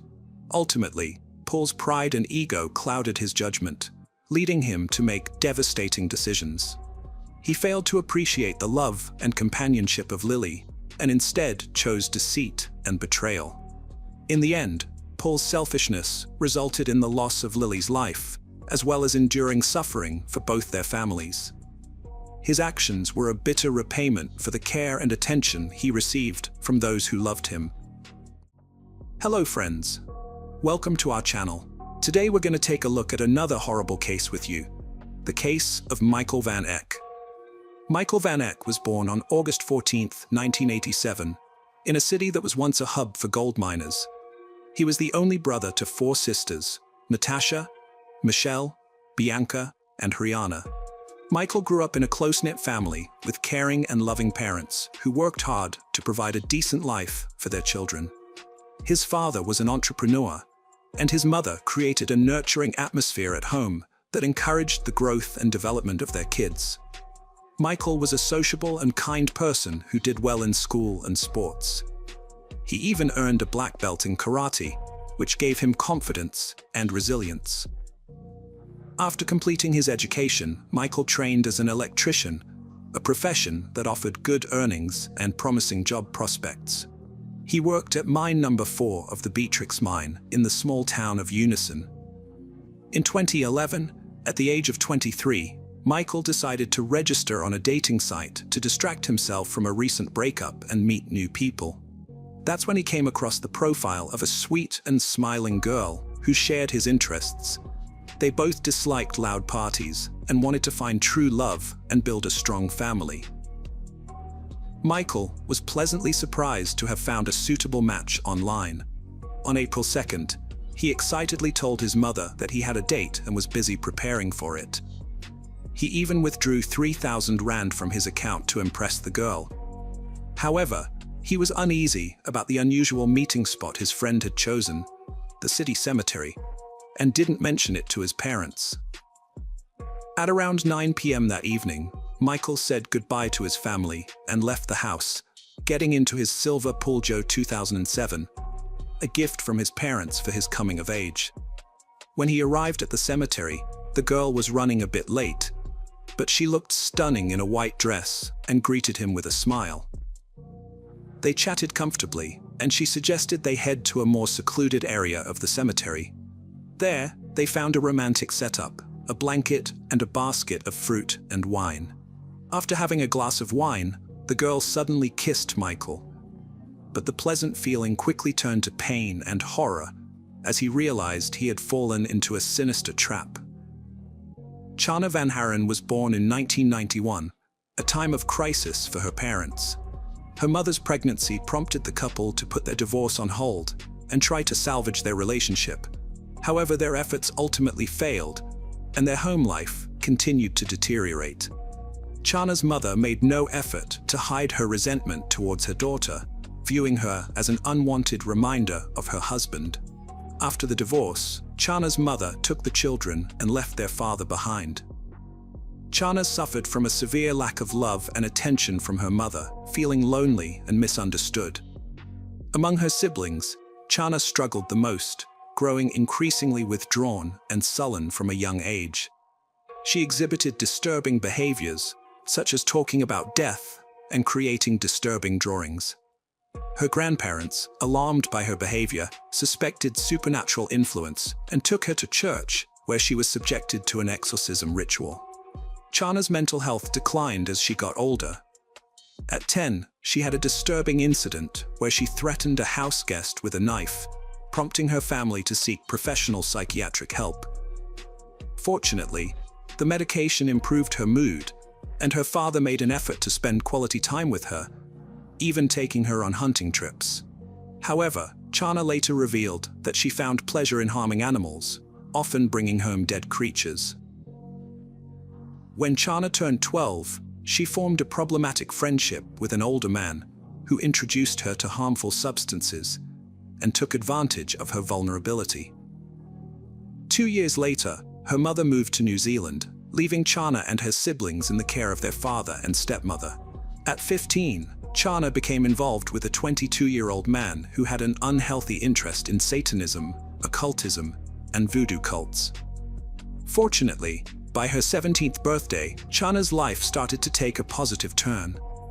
She distanced herself from harmful relationships, successfully graduated from high school, and enrolled in college to study art and graphic design. After abandoning her interest in Satanism and ceasing to use harmful substances, Chana's emotional well-being significantly improved. She excelled in her studies and eventually secured a job in her chosen field. Chana's new job provided her with a supportive community, including her colleagues and management, where she discovered her talent for visual arts, earning her respect and recognition. She also started dating Warren, giving the impression to outsiders, including her family and close friends, that her life was back on track. However, beneath the surface, her inner struggles persisted. Her father was especially relieved, hoping she had finally grown up and would soon get married.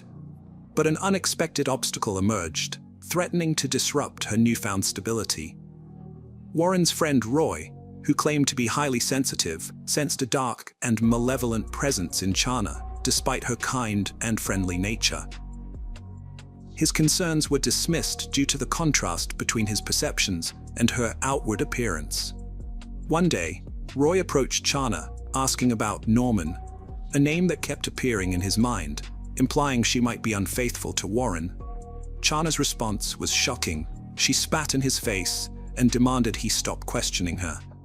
Chana's friend, Norman, was later revealed to be the name of her imaginary childhood friend, Zazzle. This discovery changed the dynamics among their group of friends. At a party, Chana became interested in 24-year-old Martin. Martin came from a respected and wealthy family, unlike Chana. He had a good relationship with both his parents and was smart, well-mannered, and performed well in school. However, Martin had been struggling with a mental illness since he was 6 years old. He started having hallucinations, claiming that an entity appeared to him, making him believe he had incredible strength. As Martin grew older, his mental condition worsened, leading to problems at school and home. At 14, he was hospitalized in a psychiatric facility and diagnosed with schizophrenia. Although conventional treatment didn't work, his family and doctors eventually found the right medication to control his condition, except for occasional outbursts of aggression. Chana and Martin, two unstable young individuals, started a romantic relationship. Despite their outward appearance of happiness, their parents were oblivious to the issues the couple had faced in the past. As their relationship progressed, it ultimately led to devastating consequences. At first, the couple was social and outgoing, attending parties and interacting with others. Friends recalled noticing cuts on their hands, which they jokingly attributed to intimate experiments. However, as time passed, Chana and Martin began to withdraw from their social circle and developed an interest in dark practices, including Satanism, voodoo, and occult rituals. This fascination eventually extended to infamous serial killers. In 2011, Martins posted a photo with his girlfriend Chana on social media, captioned "Killers" with an ambiguous emoji. At the time, no one took the post seriously. However, Unbeknownst to others, the couple had dark fantasies that eventually turned into a sinister plan. They wanted to torture and kill homeless people, and even practiced on animals. But their plan was put on hold as they couldn't find a suitable victim. Shana created a profile on a dating site and caught the attention of Michael Van Eck. The couple targeted him for their twisted plan, and Shana suggested they meet in person. Michael agreed, despite the unusual meeting location. Shana and Martins carefully prepared for the date, planning every detail, including what to wear and how to end Michael's life. Shana approached the meeting fully prepared, and the trap was set. Michael fell for the bait, and Martins attacked him from behind with a knife. Despite being stabbed around 30 times, Michael resisted, which caught the attackers off guard. Shana intervened, and together they overwhelmed Michael, who begged them to end his suffering. After the attack, Martins slit his own throat, and the couple began to dismember Michael's body. They severed his legs and decapitated him, placing the body parts in bags. They buried the body in a shallow grave, but couldn't make it deep enough due to lacking shovels. They then left the scene with the body parts using Michael's car, which they later abandoned in a troubled neighborhood. The next day, a cemetery worker discovered the grave and alerted the authorities. Meanwhile, Michael's parents were frantically searching for him, and his workplace reported him missing. The police found Michael's car, which led them to the cemetery, where they uncovered the gruesome crime scene. The local police were already investigating a mysterious body found on the cemetery grounds, with all signs pointing to foul play. They brought Michael Van Eck's family into the picture, as he had gone missing a day earlier. At the cemetery, Michael's mother identified her son's body by recognizing his personal belongings and distinctive childhood burn scars. The autopsy revealed that Michael had suffered multiple knife wounds and signs of struggle. The body had been dismembered after death, with a level of professional precision suggesting the perpetrators had experience with such acts. The evidence pointed to multiple attackers being involved, given the number and nature of the wounds, as well as the strength required to overpower the victim. DNA testing confirmed the body was 23-year-old Michael Van Eck. During the investigation, police seized Michael's phone and computer, tracing his last communication to Chav Van Haan, who had invited him to the cemetery on the fateful night. When questioned, Chav and her boyfriend Martin confessed to their involvement in the murder. Chav's father was shocked by her calm and defiant confession, in which she claimed to have dreamed of committing such a crime since she started hunting with him. The lack of remorse from the couple shocked everyone, and they seemed to relish the public attention. They had planned to take their own lives if caught, but later changed their minds, wanting to live the life of monsters. The police search of the couple's apartment revealed a disturbing environment. The walls were covered in distorted portraits of Chav, depicting her without eyes, mouth, or ears in various guises.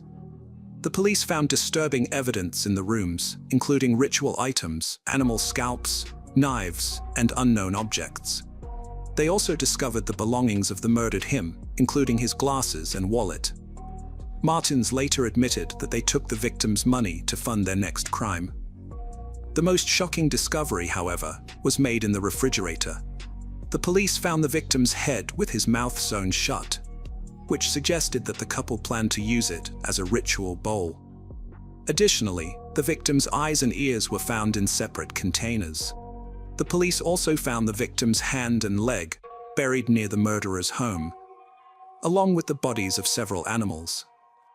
The girl's diary revealed her dark thoughts and plans. The evidence suggested that the couple derived pleasure from taking lives and mutilating bodies. Both Martins and Chana underwent mental evaluations, and the commission confirmed that they were aware of their actions and desired the consequences. In November 2011, Chana stood trial as a serial offender, despite it being a single incident. She openly admitted that she did not feel remorse and desired to repeat her actions. Psychiatrists diagnosed Chana with psychopathic and antisocial disorders, making her a more dangerous individual. Throughout the trial, she remained emotionless. Chana was found guilty and sentenced to 35 years in prison without parole, with 20 years for murder and an additional 15 years for robbery and dismemberment. Martins defended himself in court, claiming that he did not remember the events until he was in jail. He admitted to studying Satanism and occultism, which he believed pushed him and Chana to commit the crime. During the trial, he apologized to the victim's parents, although his apology sounded insincere. He implied that the victim was simply in the wrong place at the wrong time, when in reality, the couple had lured him into a premeditated trap. Michael's mother was overcome with grief and struck Martins during one of the sessions. In the end, Martins was also found guilty and sentenced to 35 years in prison, with the possibility of parole after serving half of his sentence. After 2014, Chana and her lover Martins maintained a relationship through letters while he was in prison. In these letters, Martins referred to Chana as a dark goddess and wrote poetic phrases such as, "When you part your lips, words of a dead butterfly spill out, and they fall upon my mystical heart and paint it with sweet poison." However, over time, Chana ended the relationship, feeling that they had become emotionally disconnected from each other.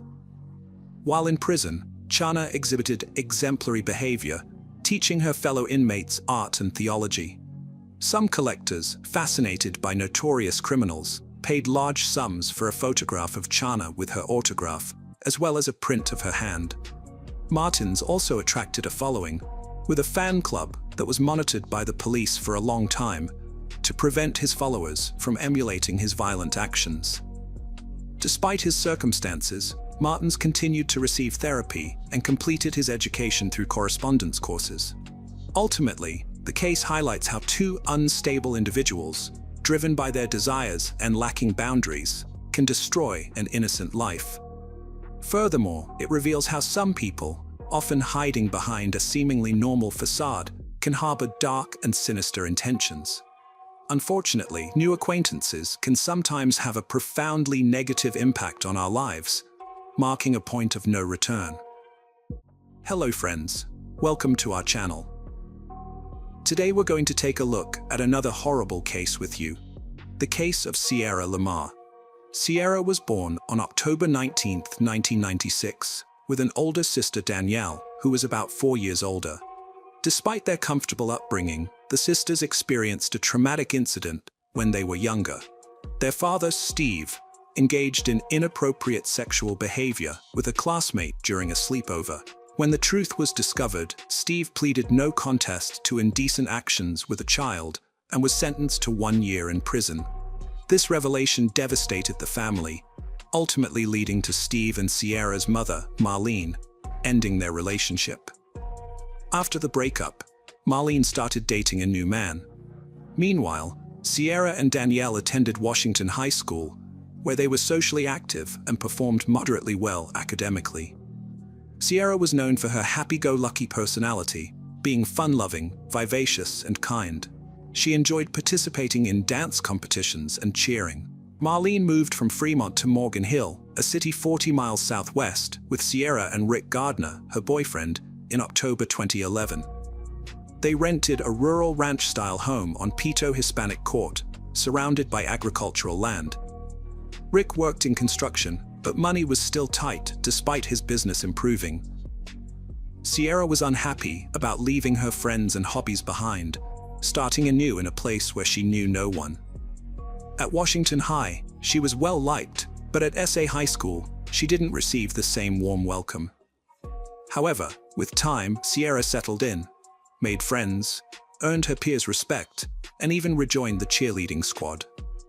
By March 2012, Sierra had adapted to her new surroundings. On March 11th, she called her Fremont-based parents to give them an update. The conversation was largely positive. She was excited about an upcoming school assignment, wanted to dye her hair on her next Fremont visit, and discussed her homework with her sister. Sierra was doing well academically and ended her chat with Danielle and Steve on Thursday evening, promising to talk to them again soon, unaware that it would be their last conversation. The next morning, February 16, 2012, began like any other in Morgan Hill. Sierra's family got ready for the day around 6 a.m. Her parents, Rick and Marlene, left for work, and Sierra prepared for school. Before leaving the house, she tweeted a friend at 6:29 a.m. Sierra lived far from her school, SA High School, and had to cross a deserted road between Palm and Dury Avenues to catch the bus. As she walked, she texted a friend at 7:11 a.m. to arrange a meetup before classes started. However, when the bus arrived at 7:15 a.m., Sierra was missing. Sierra's friend didn't show up to meet her, so Sierra skipped class, and possibly even skipped school altogether. Her friends found this weird, but they didn't think it was important enough to tell the school. The day went on as usual. When the school day ended, Marlene, Sierra's mom, contacted Sierra as usual to check in on her. However, Sierra's phone went straight to voicemail, which was unusual. Marlene didn't panic yet, but when she got home and saw that Sierra's room was still empty, she knew something was off. Marlene contacted Steve, Sierra's dad, to see if Sierra was planning to visit him in Fremont, which would have been inconvenient but not alarming. Unfortunately, that wasn't the case. When Sierra's friends, including Danielle, didn't hear from her, they all left the same worried messages. Marlene finally called SA High School and discovered that Sierra had missed all her classes. Marlene was frantic, recalling their goodbyes that morning. She said that Sierra had spoken to her, said goodbye, and given her a hug. Everything had seemed fine, and she had told her she loved her. She couldn't believe that she wouldn't contact her friends to let them know she was okay and put them through all that suffering. Officers were immediately sent to Pito Hispanic Court after the authorities were notified, but since Sierra could have disappeared at any moment, there was no specific location for investigators to start their search. They began by questioning those closest to Sierra, including her friends, who were all truthful about the difficult situation Sierra and her family were facing. Although Sierra was typically happy, her mother's recent divorce had forced her to leave her family and old friends behind just a few months prior. The authorities suspected that she might have voluntarily left, given that she often made light-hearted and serious comments about returning to Fremont. Despite the police downplaying Sierra's disappearance, other factors suggested the opposite. Sierra's sudden disappearance was marked by a complete lack of activity. She stopped posting on social media and didn't respond to calls, which went straight to voicemail. Her phone was off, and her loved ones were left with no way to contact her. As a result, a massive search effort was launched to find her.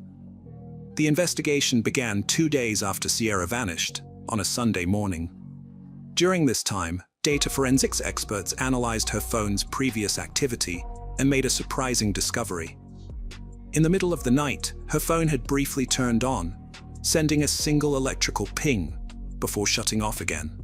The phone's coordinates at the time were traced back to a field near Sierra's house at dawn, providing a crucial lead in the case. A search team carefully searched the area where Sierra's phone had last been located and quickly found it near the road. The phone, a Samsung Galaxy, was badly damaged and had clearly been thrown from a vehicle. Investigators determined that Sierra hadn't turned on her phone that evening, but rather the rain had temporarily charged the phone, causing it to send a false signal. A crucial piece of evidence was discovered by sheer luck. The outcome of the investigation hinges on the authorities finding the girl's phone, which was made possible by a raindrop causing a short circuit. Given the circumstances, the detectives were particularly disturbed by the fact that her phone seemed to have been thrown from a moving vehicle, with no signs of footprints, tire tracks, or any other visible evidence. The next day, a search team made a chilling discovery 2 kilometers from Sierra's house. They found her backpack discarded outside a barn, containing her schoolwork, inhaler, and money, items she would have needed for school. It appeared she was forced to abandon her essential belongings. Furthermore, a complete set of clothing, possibly what she was wearing the morning she disappeared, was found in her luggage. This included her pullover pants, socks, shoes, and undergarments. The outfit was sent for DNA testing, which yielded promising results. The DNA analysis revealed the presence of male DNA on her pants, indicating that she was likely assaulted. Following Sierra's disappearance, the search efforts significantly intensified, with a surge in local and international sympathy after her phone and clothing were found. The authorities received over 1,000 new leads and invested more than 7,000 hours into the investigation. A massive search operation was launched, involving over 800 individuals divided into multiple teams. The teams meticulously searched every lake, reservoir, and field in the area, and also combed through abandoned buildings. Sierra's name became a household name, with posters plastered all over the community. Her parents even offered a $10,000 reward for any credible information leading to her discovery. Despite the exhaustive efforts, however, only a golf ball and a flip-flop were found. 12 days after Sierra's disappearance, investigators made a breakthrough in the case. A DNA sample found on her pants was matched to a local man, Antolin Garcia Torres, who lived in the Morgan Hill area. This discovery came after authorities compared the DNA to that of all 57 registered sex offenders living in the same zip code. It's worth noting that Sierra's father, a registered offender himself, voluntarily came forward and shared his prior criminal history with the police shortly after his daughter went missing. He was quickly cleared as a suspect, allowing investigators to focus on other leads. Antolin Garcia Torres, a 21-year-old man, became a person of interest due to the DNA match. At the time, he lived with his mother, pregnant wife, and young daughter at the Maple Leaf RV Park, approximately 7 miles from Sierra's home. Antolin's past is concerning, marked by a difficult upbringing with abuse and neglect. His father was abusive and even threatened to kill Antolin and his mother before being imprisoned for molesting a family member. Unfortunately, Antolin seemed to have inherited his father's harmful behavior. In 2009, he was accused of having sex with a minor, but the charges were dropped. However, his DNA was collected during the investigation. The following year, he was detained for interfering with police operations. The suspicious relationship between Sierra and Antolin raised concerns, leading detectives to keep a close eye on him. Since Antolin was the most likely person to know Sierra's whereabouts, the police took steps to monitor his movements and communication. They tapped his phone, placed a GPS tracker in his car, and even stationed 2 undercover investigators in an RV next to his house to keep him under surveillance. Investigating Antolin's alibi, detectives reviewed security footage from the RV park and neighboring areas on the day of Sierra's disappearance. The footage revealed that Antolin had left the campground in his red Volkswagen Jetta at 7 a.m., which corresponded with the time frame of Sierra's kidnapping, given the short 7-mile distance between his home and Sierra's. Although Antolin claimed to have gone to work, Safeway's records showed he never arrived on March 16th. Further inquiry by his management uncovered disturbing information. 3 attempted kidnappings had occurred in the same Safeway parking lot just 3 years prior, although the perpetrators were never caught. The only evidence from these incidents was a dropped taser with a partial fingerprint on one of its batteries. However, a complete match would require a direct one-to-one comparison. The thought of Antolin being the suspect seemed appealing, but when his fingerprints were matched with those on the taser, the investigators were shocked to discover that he was their man. The evidence was mounting against him. His DNA was found on Sierra's pants, and he had a history of involvement in kidnappings. This was enough to detain him and seize his car for further DNA testing. During the interview, Antolin came across as arrogant, but the test results were damaging. He claimed to have gone fishing on the day Sierra vanished and had no idea who she was. However, the investigators were skeptical of his explanation. What's more, Antolin made a strange admission. He had a disturbing habit of strangling snakes while driving, and throwing them out the window. He also admitted to throwing a used tissue out the window in the same spot where Sierra's bag was found on the morning she disappeared. This, combined with the 1 in a million chance of rain on Sierra's phone, made his explanation seem even more implausible. As a result, Antolin Garcia Torres was formally arrested on May 21, 2012, in connection with Sierra Lamar's disappearance, outside his workplace in a Safeway parking lot. Distinct evidence linkages were found between Sierra and Antolin's vehicle. A DNA examination confirmed that Sierra's DNA was present on the rear door's interior door handle. Furthermore, fibers on Sierra's clothing matched those on Antolin's car seats, and a piece of rope in his car contained a hair strand from Sierra. This evidence conclusively proves that Sierra was in Antolin's car at some point. Despite Antolin's arrest, a significant issue remained. Sierra's body had not been found, and her death had not been verified. This raised the question of whether Antolin could be accused of first-degree murder without a body or confirmed death. Santa Clara County District Attorney Jeff Rosson announced on May 19, 2014, that he would seek the death penalty against Antolin. Although Antolin had pleaded not guilty to Sierra's murder, the overwhelming evidence against him left little room for error. After delays, Antolin's trial finally began on January 30, 2017. Hello friends, welcome to our channel. Today we're going to take a look at another horrible case with you, the case of Rhonda Casto. Stephen and Rhonda, both 23, embarked on a hike along the Eagle Creek Trail.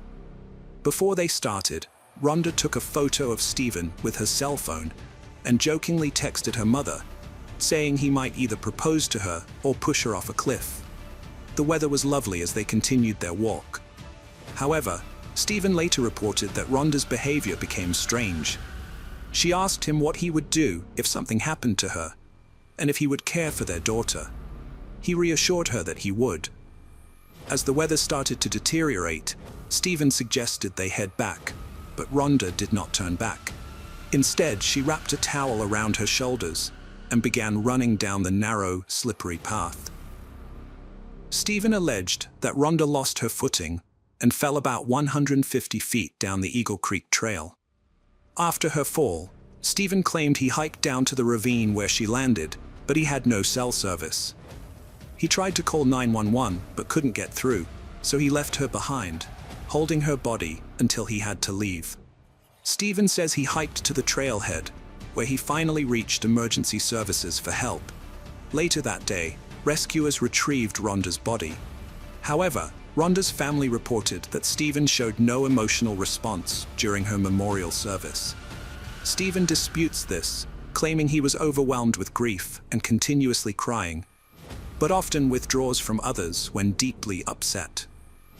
Following Rhonda's death, Stephen quickly gathered his and his daughter's belongings and relocated to the other side of Oregon to be closer to his own family.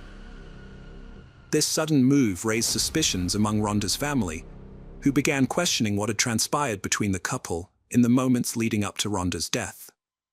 In 2006, Stephen moved from the United States to China with his young daughter. This bold move marked a fresh start for both of them. Having previously lived in China during his first marriage, Stephen was drawn to the country and its people. He chose to settle in Wuvi, a city about 75 miles outside of Shanghai. Stephen's decision to teach English to Chinese business people proved to be a great opportunity. His daughter, too, quickly adapted to her new life in China, becoming fluent in Mandarin within just 2 months. Both Stephen and his daughter thrived in their new surroundings. During his time in China, Stephen met and fell in love with Landy Yin Yan. Landy formed a strong bond with his daughter, Man, taking on a motherly role that brought them closer together. Stephen was deeply grateful for Landy's influence in his daughter's life. After a year of dating, Stephen proposed to Landy, and she happily accepted. In February 2015, Stephen and his daughter returned to the United States, where the couple planned to get married. Stephen and his fiancée planned to hold 2 wedding ceremonies, one in America and one in China, to include their families and friends from both countries. Stephen and his daughter arrived in the United States a day before his fiancée, flying into San Francisco to catch a connecting flight to Oregon. As they exited the plane, an officer approached Stephen, telling him they needed to detain him due to an issue with his luggage. The police soon arrived, taking Stephen into custody and separating him from his daughter. What Stephen didn't know was that, during his time in China, detectives had been working tirelessly to investigate Rhonda's death. The suspicious circumstances surrounding her fatal fall from Eagle Creek had led them to continue their inquiry, ultimately concluding that Stephen was responsible for her death. Rhonda's mother played a crucial role in keeping the investigation into her daughter's murder open, regularly contacting detectives for updates. Eventually, the police arrested Stephen at an airport for Rhonda's murder and extradited him to Oregon. When questioned, Stephen claimed he thought he was dreaming and hoped to wake up at home in China with his girlfriend Landy. Unfortunately, his nightmare was reality. Initially, Stephen's bail was set at $2 million, and he spent 14 months in jail awaiting trial. However, the judge later reduced his bail to $250,000, which his attorney secured, and Stephen was released with an ankle monitor. Rhonda's family was overjoyed to learn of Stephen's arrest, knowing justice was finally being served. The arrest brought relief and comfort to Rhonda's loved ones, who had been grieving her loss for years. Stephen's attorney then conducted experiments at Eagle Creek Trail, where Rhonda died, to argue in court that her death was an accidental slip rather than a push by Stephen. The Eagle Creek Trail, where Rhonda fell to her death, is one of the most popular hiking spots in the Columbia River Gorge, known for its breathtaking beauty. During Stephen's preliminary hearings, the medical examiner who performed Rhonda's autopsy revealed a crucial piece of evidence. All of Rhonda's injuries were below the waist. This finding was key to Stephen's defense, as it suggested that Rhonda might have taken her own life. The defense team argued that Rhonda's injuries, including her broken pelvis, were consistent with a feet-first fall, rather than a head-over-heels tumble, which would indicate that she was pushed. Additionally, they presented notes from Rhonda's therapy sessions, which showed that she was depressed, but never expressed suicidal thoughts. Rhonda had previously stated that her relationship with Stephen was unloving. The defense team used this, along with her history of depression, to suggest that Rhonda might have intentionally taken her own life. By presenting this evidence, they hoped to discredit the prosecution's claim that Stephen had pushed Rhonda, resulting in the injuries that ultimately led to her death. Stephen made a claim that Rhonda had suffered from depression and had attempted suicide multiple times before they met, but Rhonda's family disputed this and accused Stephen of lying. They suggested that Stephen was trying to shift the blame onto Rhonda for her death, to distract from his own role in her murder. Stephen also stated that Rhonda had struggled with drug addiction since she was 12, claiming that she had experimented with various substances. However, the medical examiner's report only found slight traces of marijuana and the prescription medication Rhonda was taking for anxiety and depression, which she had been experiencing due to postpartum depression. During the preliminary hearings for Rhonda's murder, disturbing evidence came to light, implicating Stephen in her death. It was revealed that Stephen had been in a romantic relationship with Rhonda's 16-year-old sister, Melanie, despite being in his 30s. This discovery raised serious concerns, given the significant age gap between Stephen and the underage Melanie. The prosecution argued that Stephen's inappropriate relationship with Melanie, his girlfriend Rhonda's sister, could have been a motive for Rhonda's murder. Rhonda had discovered her husband's infidelity, leading to tension and a possible reason to kill her. After Stephen was arrested for Rhonda's murder, he was also charged with multiple counts of sexual assault and sodomy related to his relationship with Melanie. Before his murder trial, in 2005, Stephen pleaded guilty to 2 counts of sexual abuse, admitting to having sexual intercourse with Melanie twice. However, he later claimed that he was forced into making this admission and that it was false. Stephen said he only pleaded guilty because it would allow him to fight for custody of his daughter, and he was desperate to get her back. In contrast, the state alleged that the relationship between Stephen and Melanie lasted for over 4 years. Stephen eventually admitted to having a sexual relationship with Melanie, Rhonda's teenage sister. Rhonda sent a text message to her teenage sister Melanie, expressing her negative feelings towards Stephen. In the message, Rhonda called Stephen a piece of garbage and accused him of using Melanie to hurt her. This suggests that Rhonda was aware of Stephen's manipulative behavior, which her mother confirmed. According to Rhonda's mother, Rhonda loved Melanie and wanted to repair their relationship, which had likely been damaged by Stephen's actions. Evidence presented in court revealed that Stephen's relationship with Rhonda was not as perfect as he claimed. Additionally, the court learned of Stephen's disturbing past, including a deviant sexual history.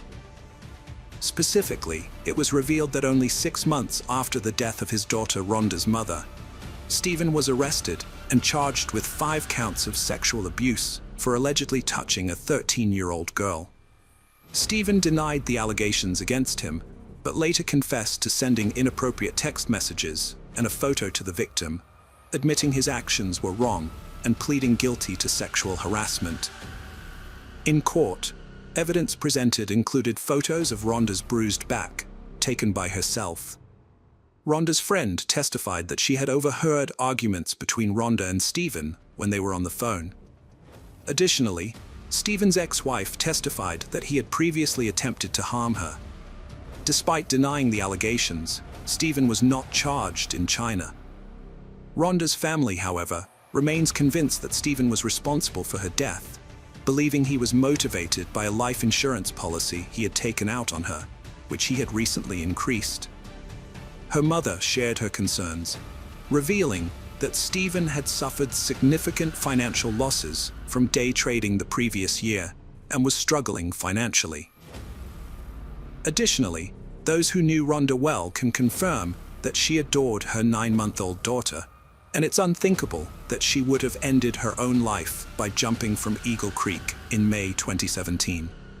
Rhonda's family was stunned to learn that the state had reached a settlement with the defense, resulting in Stephen pleading guilty to criminally negligent homicide, a lesser charge than murder. Despite believing that Stephen had murdered Rhonda, the state's case was weak due to a lack of physical evidence proving he had pushed her from the Eagle Creek Trail. Stephen received credit for time served while awaiting trial, but was required to remain on parole for 3 years. After his release, Rhonda's family and friends felt that justice had not been served, believing Stephen should have faced harsher consequences for his actions. At Stephen's sentencing hearing, Rhonda's sister delivered an emotional impact statement, condemning Stephen for destroying their family and causing immense pain and sorrow. Rhonda's mother also spoke, expressing her bewilderment and frustration, saying that Stephen's actions had shattered their family and left them heartbroken. Stephen said he didn't push Rhonda, but took a deal because he was running out of time to regain custody of his daughter. He claimed he was willing to accept the consequences for his actions to protect his child. However, Rhonda's family and friends didn't believe him. In a 2018 interview, Stephen made a shocking claim about Rhonda's death. He said that when he found her on Eagle Creek Trail, she was still alive. The interviewer asked if Stephen had ended Rhonda's life to spare her further suffering. Stephen responded by asking a hypothetical question: if you shoot a suffering fellow soldier to end their pain, is that murder? He suggested that in some cases, such an act could be seen as justified, although still a form of homicide. While Stephen never directly admitted to harming Rhonda, his comments hinted at the possibility of his involvement in her death. Rhonda's mother applied for Social Security survivor benefits in 2017 on behalf of Rhonda's infant daughter. She claimed the child lived with her and promised to use the funds solely for the baby's care. However, the state accused her of fraud, alleging that between 2010 and 2014, The child actually lived with her father, Stephen, not with Rhonda's mother, as claimed. The state charged Rhonda's mother with stealing nearly $40,000 in government funds over 5 years. Her defense team argued that she was trying to prevent Stephen from gaining custody of his daughter and accessing a $1 million life insurance policy he had taken out on Rhonda's life. The defense also highlighted Rhonda's mother's struggle with depression, which worsened after Rhonda's death. They claim that she used marijuana to cope with her grief, which impaired her judgment and clouded her thinking. Rhonda's 53-year-old mother was sentenced to a month in a halfway house and 3 years of probation for stealing government funds. She had pleaded guilty to the crime and was also ordered to repay the $39,100 she stole.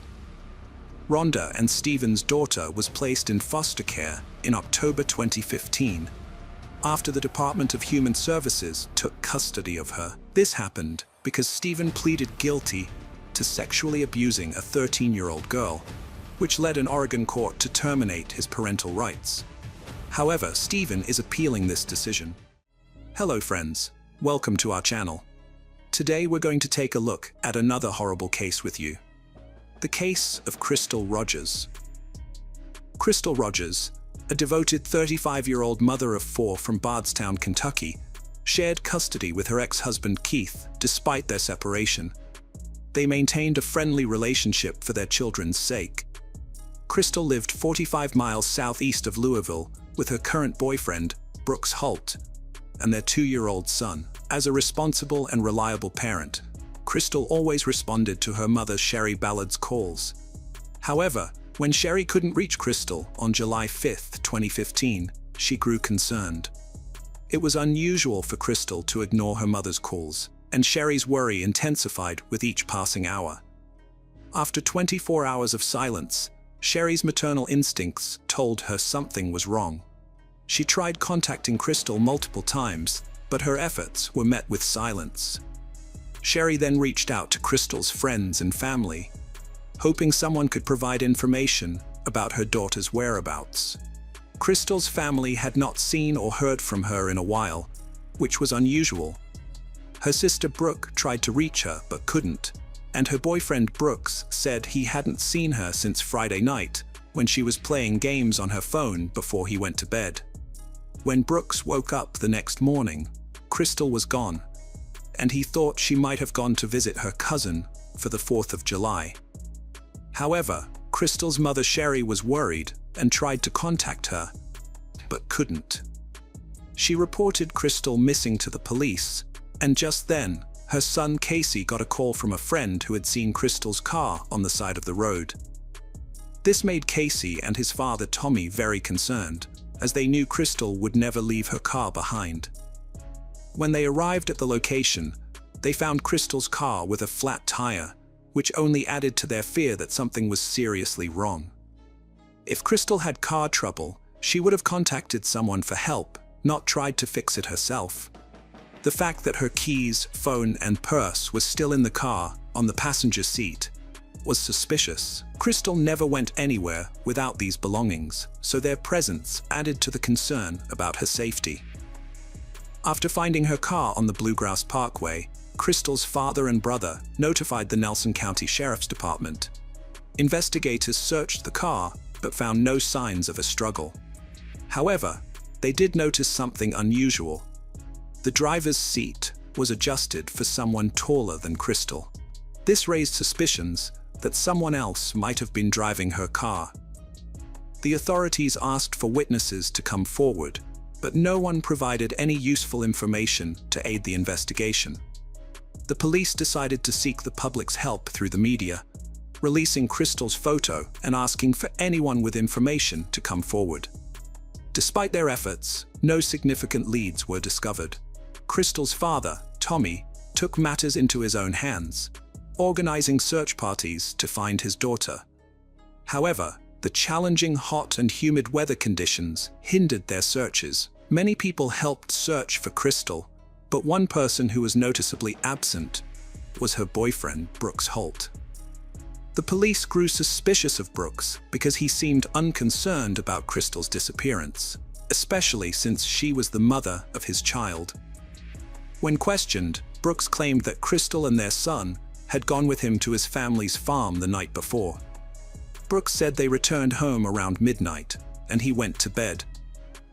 He stated that Crystal stayed up late playing games on her phone, as she often did. Brooks claimed that when he woke up at 7 a.m., his son was in bed with him, but Crystal was missing. At first, he thought maybe she had gone out with her cousin. However, those close to Crystal disagreed with Brooks' story.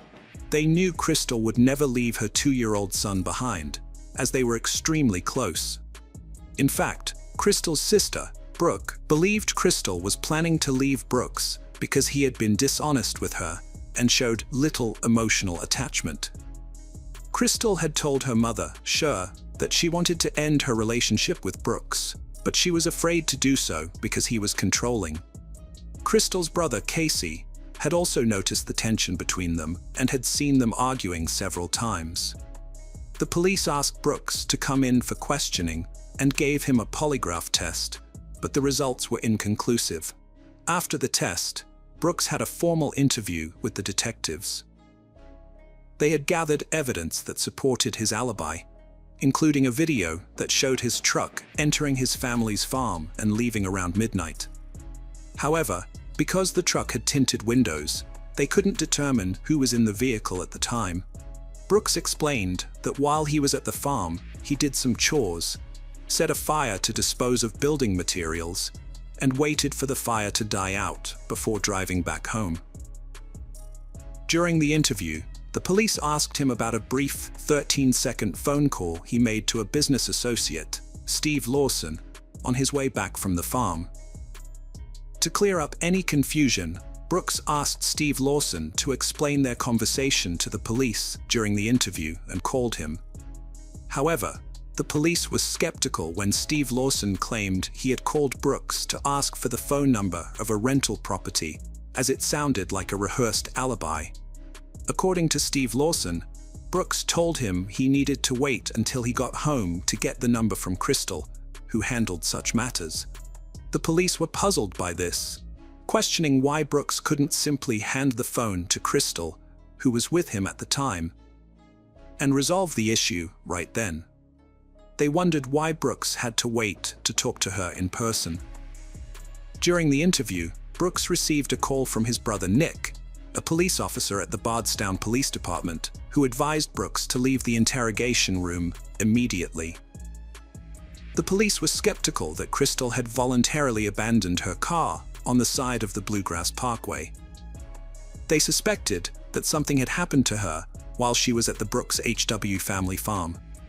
As the investigation into her disappearance progressed, several people came forward claiming to have seen Brooks's truck and his brother Nick's police car at the Howe family farm.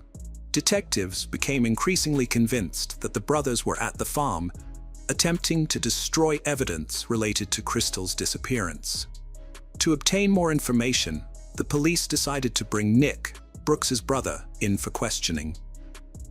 They confronted him with eyewitness accounts that placed him at his family's farm on July 8th, and asked him to provide an explanation for his presence there. Nick claimed to have no idea what the police were referring to, and said he wasn't out that night.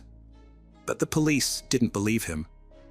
They directly asked Nick if he and his brother had destroyed or hidden evidence related to Crystal's disappearance. Nick firmly denied any wrongdoing and swore that his brother was incapable of harming anyone. The police officer, Nick, was adamant that he would never assist in covering up a crime, including helping Brooks. After the interview, Nick agreed to take a polygraph test, but he failed 2 questions: whether he knew Crystal's current location and if he was withholding information about her disappearance. Despite failing the polygraph, Nick insisted he was telling the truth. On October 15th, the police investigation identified Crystal's boyfriend, Brooks Holt, as the prime suspect in her disappearance. The same day, Nick, Brooks' brother, was fired from the Bardstown Police Department for hindering the investigation. Although the police were confident they knew who was responsible for Crystal's disappearance and death, they lacked sufficient evidence to make an arrest. They were hesitant to take their suspect to court without solid evidence, fearing an acquittal would prevent them from retrying the case due to double jeopardy. In Kentucky, the FBI and local law enforcement joined Crystal's friends, family, and volunteers in an extensive search effort at the 240-acre Ha family farm. Despite daily searches, Crystal's loved ones were left frightened and desperate for any news. The searchers hoped to find Crystal safe and sound, but they also needed answers. At the farm, investigators thoroughly examined the remains of a fire, but they didn't find any human remains. They did discover pieces of clothing in the ashes, but they couldn't link them to Crystal's disappearance. The police issued multiple search warrants for the farm, targeting vehicles and homes. However, these searches didn't produce any significant leads or evidence related to Crystal's case. A $100,000 reward was offered for information about her disappearance, but no one came forward with any information. Tommy Ballard, Crystal's dad, was driven to find his daughter. Her disappearance hit him hard, especially since he'd already gone through a similar tragedy. In 1979, his pregnant sister was brutally murdered by her husband and his friend. They shot her, beat her, and then burned and scattered her remains on a farm. Though it took years, the perpetrators were eventually caught, convicted, and sentenced to life in prison. Despite this painful past, Tommy refused to give up on finding Crystal. He pursued every lead, no matter how small, and explored every avenue. He talked to neighbors, interviewed potential witnesses, and contacted anyone who might have information. To aid his search, Tommy spent his own savings on hiring experts, including cadaver dogs and a private investigator. Tommy Ballard was determined to solve the mystery, so he kept detailed records of every tip he followed and clue he found. He regularly met with the police to share his discoveries and get their input. On an early November morning in 2016, Tommy took his 11-year-old grandson, Crystal's son, on a hunting trip on their property. Tommy's wife, Sherry, watched as they left, feeling a sense of unease. She quickly said a prayer, asking God to watch over them in the woods. Sherry then returned to bed, trying to relax. However, just minutes later, the phone rang, shattering her peace. When she answered, she heard her panicked grandson on the other end. "Papa has been shot," he cried, his voice trembling with fear. Sherry's heart sank, and she was overcome with panic. She rushed to the bathroom, grabbing clothes as she went, while her grandson continued to cry on the phone. Sherry quickly reassured her husband, telling him she was calling 911 as she rapidly got dressed. Her mind was flooded with worries about his condition. When she arrived at the scene, she was met with an overwhelming sense of grief. She rushed to Tommy's side, shaking him vigorously, but her distress turned to horror as she saw blood gushing from his nose.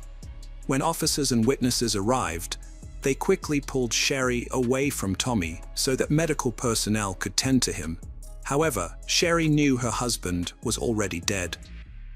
Tommy Ballard was pronounced dead at the scene, having been shot once in the chest. Initially, the police suggested that Tommy's death was a hunting accident, which outraged Sherry. She was adamant that this was not an accident, but rather a deliberate murder. As the investigation unfolded, authorities ruled out the possibility that Tommy took his own life, finding that his weapon had not been fired. They also cleared Tommy's 11-year-old grandson of any involvement in the shooting. Eventually, the Kentucky State Police announced that they were treating Tommy's death as a murder investigation. The Ballard family believes that Tommy's murder was connected to his investigation into his daughter Crystal's disappearance. They think those responsible for harming Crystal wanted Tommy silenced, fearing he might uncover the truth. In 2022, the FBI led a 5-day investigation into Crystal Rogers' disappearance, returning to the Ha family farm to gather more evidence. Their goal was to collect enough evidence to hold the responsible individual accountable. Although the FBI didn't disclose what they found, a spokesperson confirmed in October 2022 that all evidence collected would be analyzed at the FBI's lab in Quantico as the investigation continued. The Kentucky Attorney General made a key decision, appointing a special prosecutor to help with the prosecution of criminal charges related to the deaths of Crystal Rogers and her father, Tommy Ballard. Crystal's mother, Sherry Ballard, was informed of the appointment and strongly supported it, believing it was necessary to ensure justice for her loved ones. In July 2023, a Kentucky grand jury indicted 32-year-old Joseph Lawson on 2 counts: conspiracy to commit murder and tampering with physical evidence, both related to Crystal's disappearance. 2 months later, Crystal's boyfriend, Brooks Houck, was arrested and charged with murder and tampering with physical evidence. The judge set his bond at $10 million and ordered him to avoid contact with Crystal's family. The people of Bardstown felt a mix of emotions when Brooks Houck was arrested for Crystal's murder. While the news was heartbreaking, bringing home the reality that Crystal was not just missing, but had been killed, many felt a sense of satisfaction, knowing that justice would be served. The arrest brought a sense of closure and relief to those affected by Crystal's tragic death. Brooks Houck appeared in court virtually 1 month after his October 2023 arrest. This crucial hearing brought new revelations about another unsolved Bardstown murder. The judge asked prosecutor Shane Young if his team was investigating any other cases connected to Crystal's case. The prosecutor was investigating 2 connected murders: Crystal's murder and the murder of her father, Tommy Ballard. They believed they had the gun used to kill Tommy, which they claimed to have purchased from Nick Houck, who allegedly used a fake name during the sale. Brooks Houck's attorneys requested that the Nelson County judge be disqualified from the case, citing bias and unfair treatment since 2017. They also argued that the $10 million bail was excessive. However, the Kentucky Appeals Court ruled against Houck, upholding the $10 million bond and denying his request to replace the judge. In a separate development, Stephen Lawson was indicted in December 2023 on charges of conspiracy to commit murder and tampering with physical evidence. Notably, Stephen Lawson's son, Joseph Lawson, had been arrested in connection with Crystal's disappearance. Friends, welcome to our channel. Today we're going to take a look at another horrible case with you. The case of Greg Mulvihill. Diana Lovejoy and Greg Mulvihill, both living far from their families, met through an online dating site in 2005. They quickly formed a strong bond, and their relationship soon turned serious. The couple then decided to move in together in San Diego. Diana had always been passionate about athletics and fitness, starting with playing sports in high school and eventually becoming a competitive triathlete. The couple shared a love for the outdoors, which played a significant role in their relationship. During the 2000s, San Diego was emerging as a major tech hub, and Diana and Greg took advantage of the abundant job opportunities. Both Diana and Greg excelled in their careers, with Diana being known for her dependability by her coworkers. After 2 years of dating, they got married in 2007, marking the beginning of a new chapter in their lives.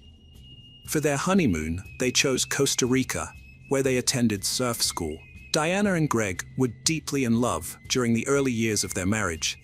They shared a passion for life and made the most of every opportunity that came their way, enjoying countless adventures together. After their wedding, they moved to Carlsbad, a picturesque suburb north of San Diego, which offered a perfect blend of natural beauty, outdoor activities, and seclusion. Diana was immediately smitten with the area and felt like she was living her dream when she settled into her ideal home. However, 3 years into their marriage, their relationship started to take a turn.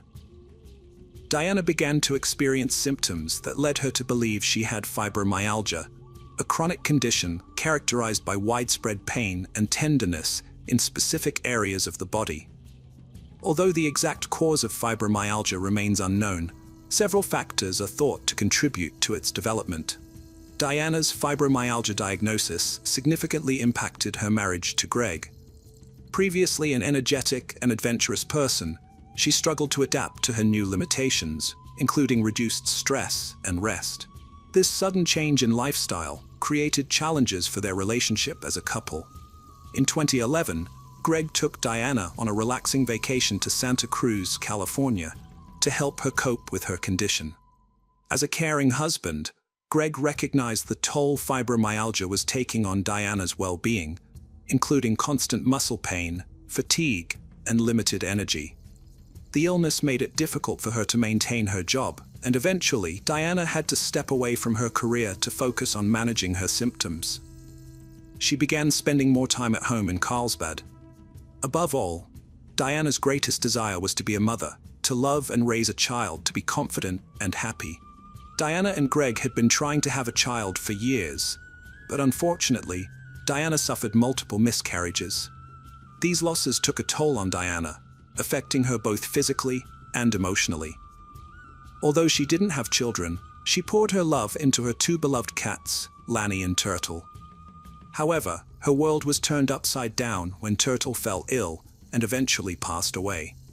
To comfort Diana during this difficult time, Greg surprised her with a new kitten, which she named Taffy. This thoughtful gesture brought Diana immense comfort.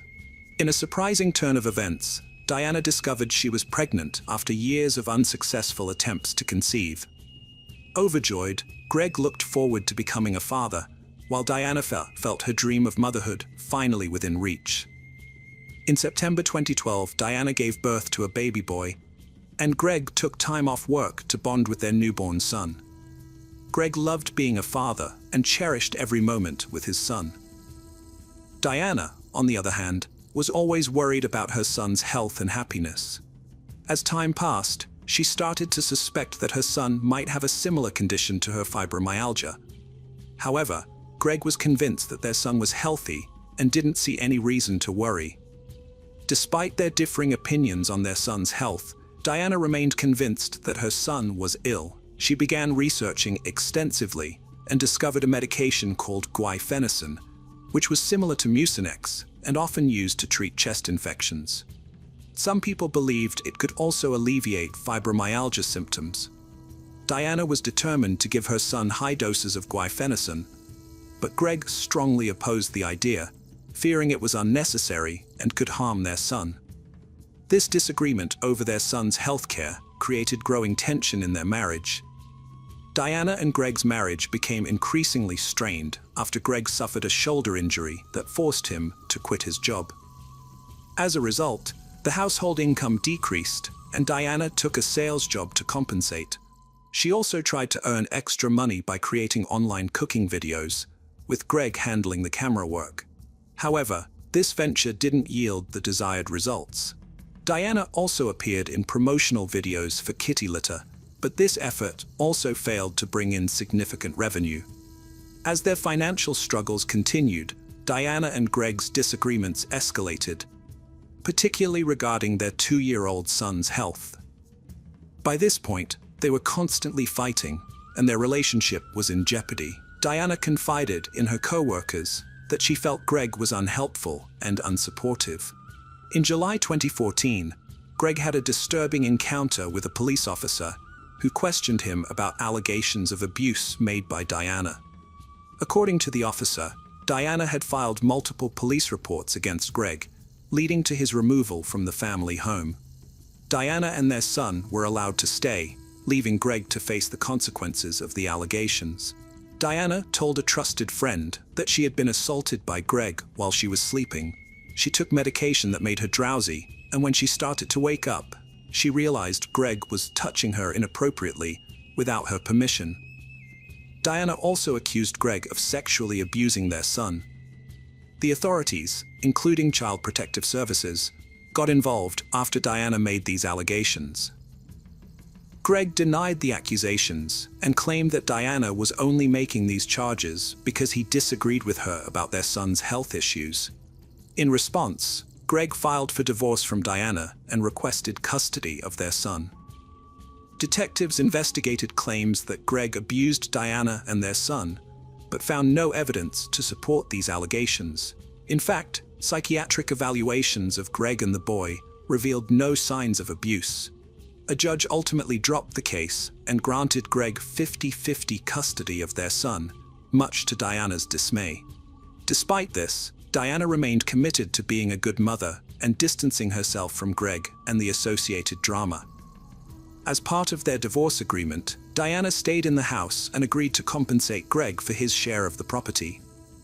By 2016, the former couple had managed to establish a relatively peaceful co-parenting arrangement, with each having equal access to their son. However, this fragile peace was shattered on September 1, 2016, when the Carlsbad Police Department received a call from Jason Kovac, a friend of Greg's. Jason called 911 to report that his friend Greg had been shot multiple times and was bleeding severely. A patrol officer from the Carlsbad Police Department responded immediately and found Jason and Greg on the side of the road. Jason told the officer that the shooting had occurred about half a mile away. The officer quickly realized that waiting for an ambulance would put Greg's life at risk, so he decided to drive Greg to the hospital himself. Meanwhile, the SWAT team arrived and began searching the area for the shooter, but they couldn't find anyone. At the hospital, doctors rushed Greg into emergency surgery, where they discovered he had a gunshot wound to his chest. Greg survived the surgery, but he was placed on life support afterwards. While Greg recovered in the hospital, detectives interviewed Jason, who was still shaken by the event. Jason explained that Greg had received a call from a private investigator claiming to have important documents related to his custody and divorce proceedings with Diana. The investigator didn't leave his name, but he gave Greg a specific meeting time and location. Greg was initially hesitant, but his curiosity got the better of him, and he asked Jason to come along for backup. Jason agreed, and they armed themselves with a flashlight and a child's baseball bat. They arrived at the remote location, which was extremely dark due to the new moon. The only light came from a small sliver of the moon. According to Jason, the caller instructed Greg to find a package attached to an electricity pole. When Greg saw the package, he walked towards it with his flashlight, scanning the area. Suddenly, he shouted, "Gun!" and a gunshot rang out. Greg and Jason started running for their lives, with bullets whizzing past their heads. They eventually reached their car, where Jason realized Greg had been shot and called 911. Jason couldn't provide a detailed description of the shooter, but he led the detectives to the exact location of the shooting. During their investigation, they found an intriguing clue near the electricity pole, a neatly folded Angry Birds towel that seemed to be intentionally left there to deceive Greg. Jason reported hearing 6 gunshots, but the investigators found no evidence of shell casings or a weapon. This lack of forensic evidence suggested that the shooter was experienced and knowledgeable about covering their tracks. During their search, the detectives noticed a strong smell of feces in the air, which led them to a pile of feces accompanied by a towel that seemed to have been used for cleanup. The investigators preserved the feces sample and towel as potential evidence, carefully packaging and transporting them to the crime lab for analysis. However, obtaining DNA evidence from the feces sample could take up to a month. In the meantime, the detectives continued their search for a suspect, investigating all available evidence and following up on leads. They focused on Greg's estranged wife, Diana Lovejoy, and questioned her about her possible involvement in the shooting. Diana denied any knowledge and provided an alibi, stating she was at home with her son at the time of the shooting. Greg unexpectedly woke up from life support and began to recover. When he was well enough, he was interviewed by detectives, who asked about his estranged wife's potential involvement. Greg expressed doubt that Diana was capable of such violence, but acknowledged their past conflicts and ongoing divorce and custody battle over their son. The detectives acquired the phone number used to lure Greg to the remote area, which led them to a pay-as-you-go plan and a purchase at Best Buy near Carlsbad. They obtained video footage of the purchase, which showed Diana Lovejoy buying the phone. This solidified her as the prime suspect, and she was arrested during a traffic stop. Diana claimed innocence during her arrest, but when confronted with the evidence, she admitted to buying the phone. She then revealed that she was afraid of Greg, had purchased a gun, and took shooting classes at Iron Sights, where she met instructor Weldon McDavid, an ex-Marine weapons expert. Diana's friendship with Weldon turned romantic and intimate. She told the detective that they planned to scare her estranged husband Greg to stop his harassment. Weldon told Diana to buy a specific phone, which they used to lure Greg to a remote location. Diana claimed Weldon's role was only to threaten Greg, not to use violence. She drove Weldon to the site and picked him up afterwards. When she heard police sirens, Weldon told her he had to shoot Greg in self-defense because Greg allegedly made aggressive moves towards him. Diana denied involvement in the shooting and said she never asked Greg to take violent action against her. She was charged with conspiracy to commit murder and attempted murder. Greg recovered from his gunshot wound and was released from the hospital. However, news of Diana's involvement horrified people. Weldon was tracked down and brought in for questioning. Weldon told the detectives he was at home, 30 minutes away, on the night of the shooting. When asked for a DNA sample, Weldon became nervous. The detectives asked if his DNA would be at the crime scene, and Weldon claimed to remember stopping to use the bathroom on a dirt road the night before. The detectives obtained a search warrant and found a rifle with a live round and 6 spent shell casings in Weldon's garage. The shell casings matched a witness's account of hearing 6 gunshots. Weldon was arrested for attempted murder and conspiracy to commit murder. Searching Diana's house, the detectives found a suspicious search history on her computer. She had searched for "new moon," which coincided with the night of the shooting. This was significant because there was minimal ambient light during new moons, making it a suitable time for the murder. The detectives concluded that Diana had premeditated knowledge of the shooting and a motive to kill Greg.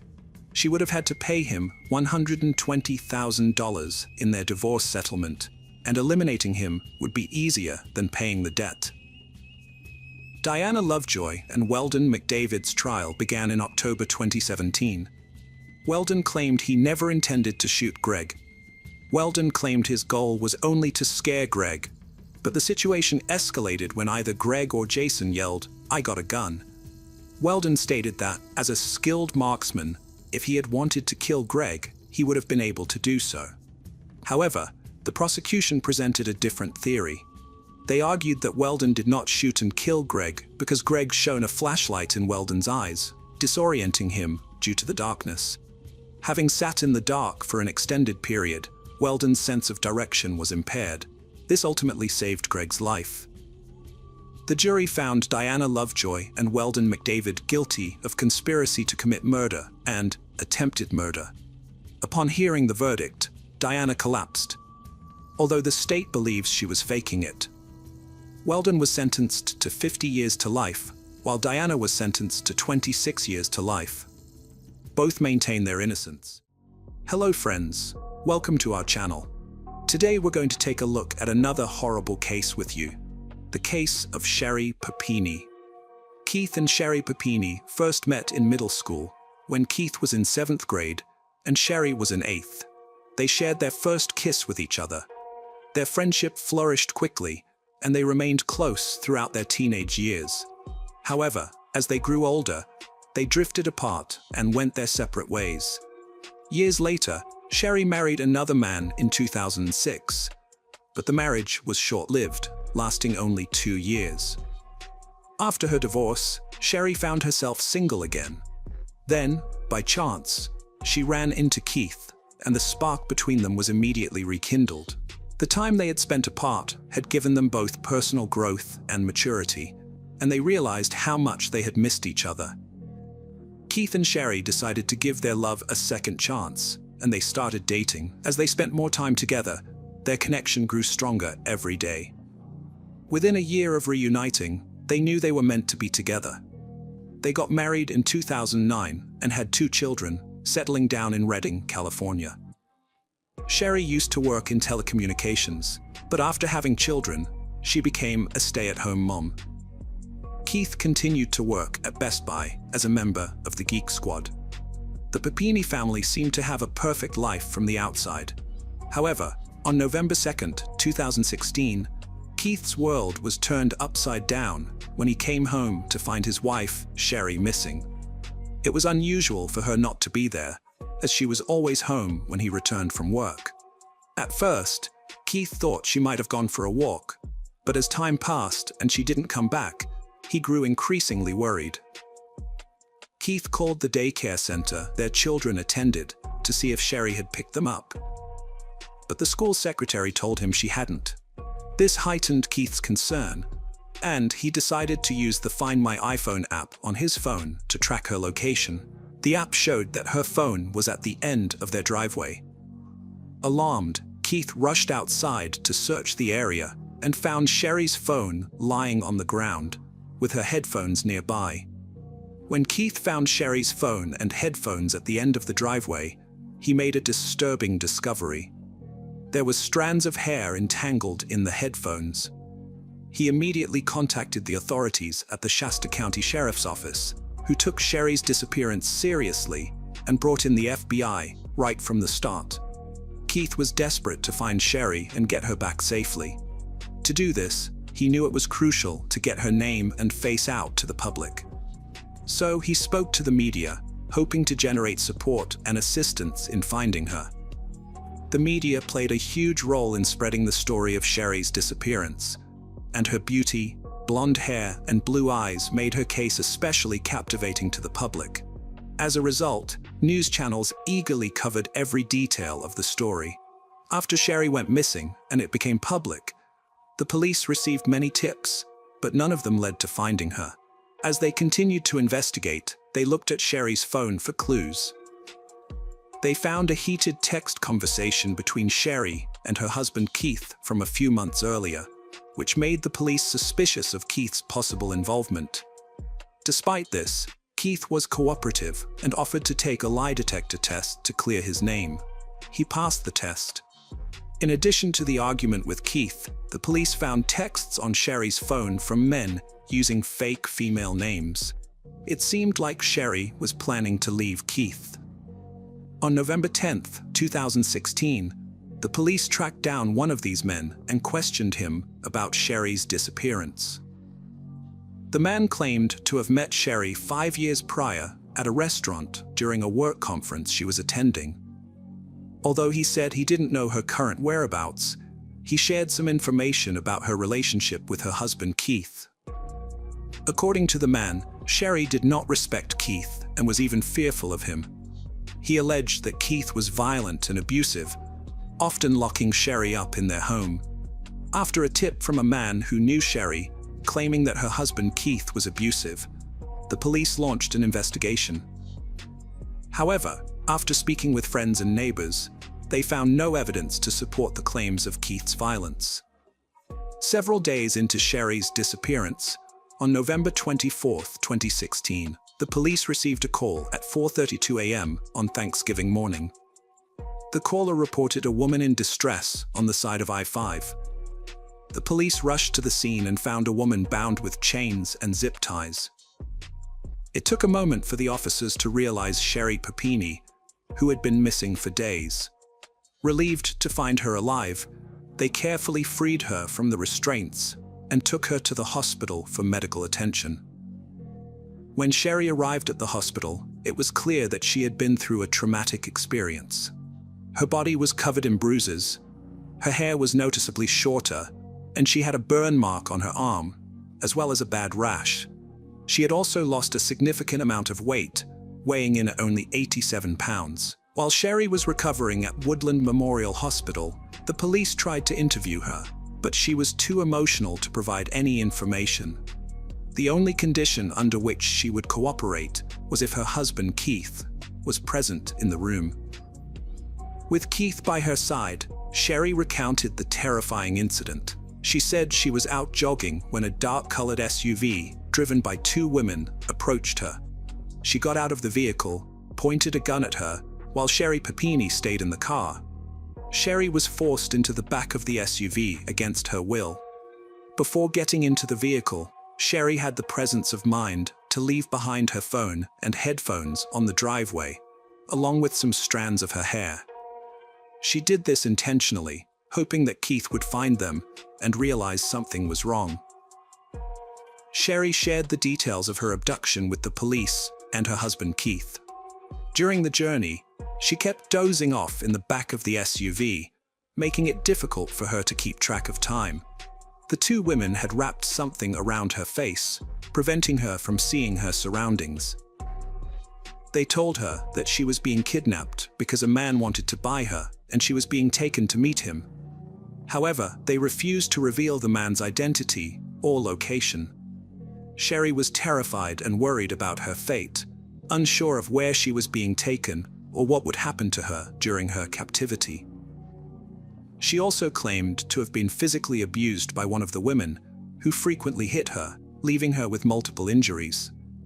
Sherry claimed that her captors branded her right shoulder with the word Exodus to attract a buyer, who was allegedly a police officer.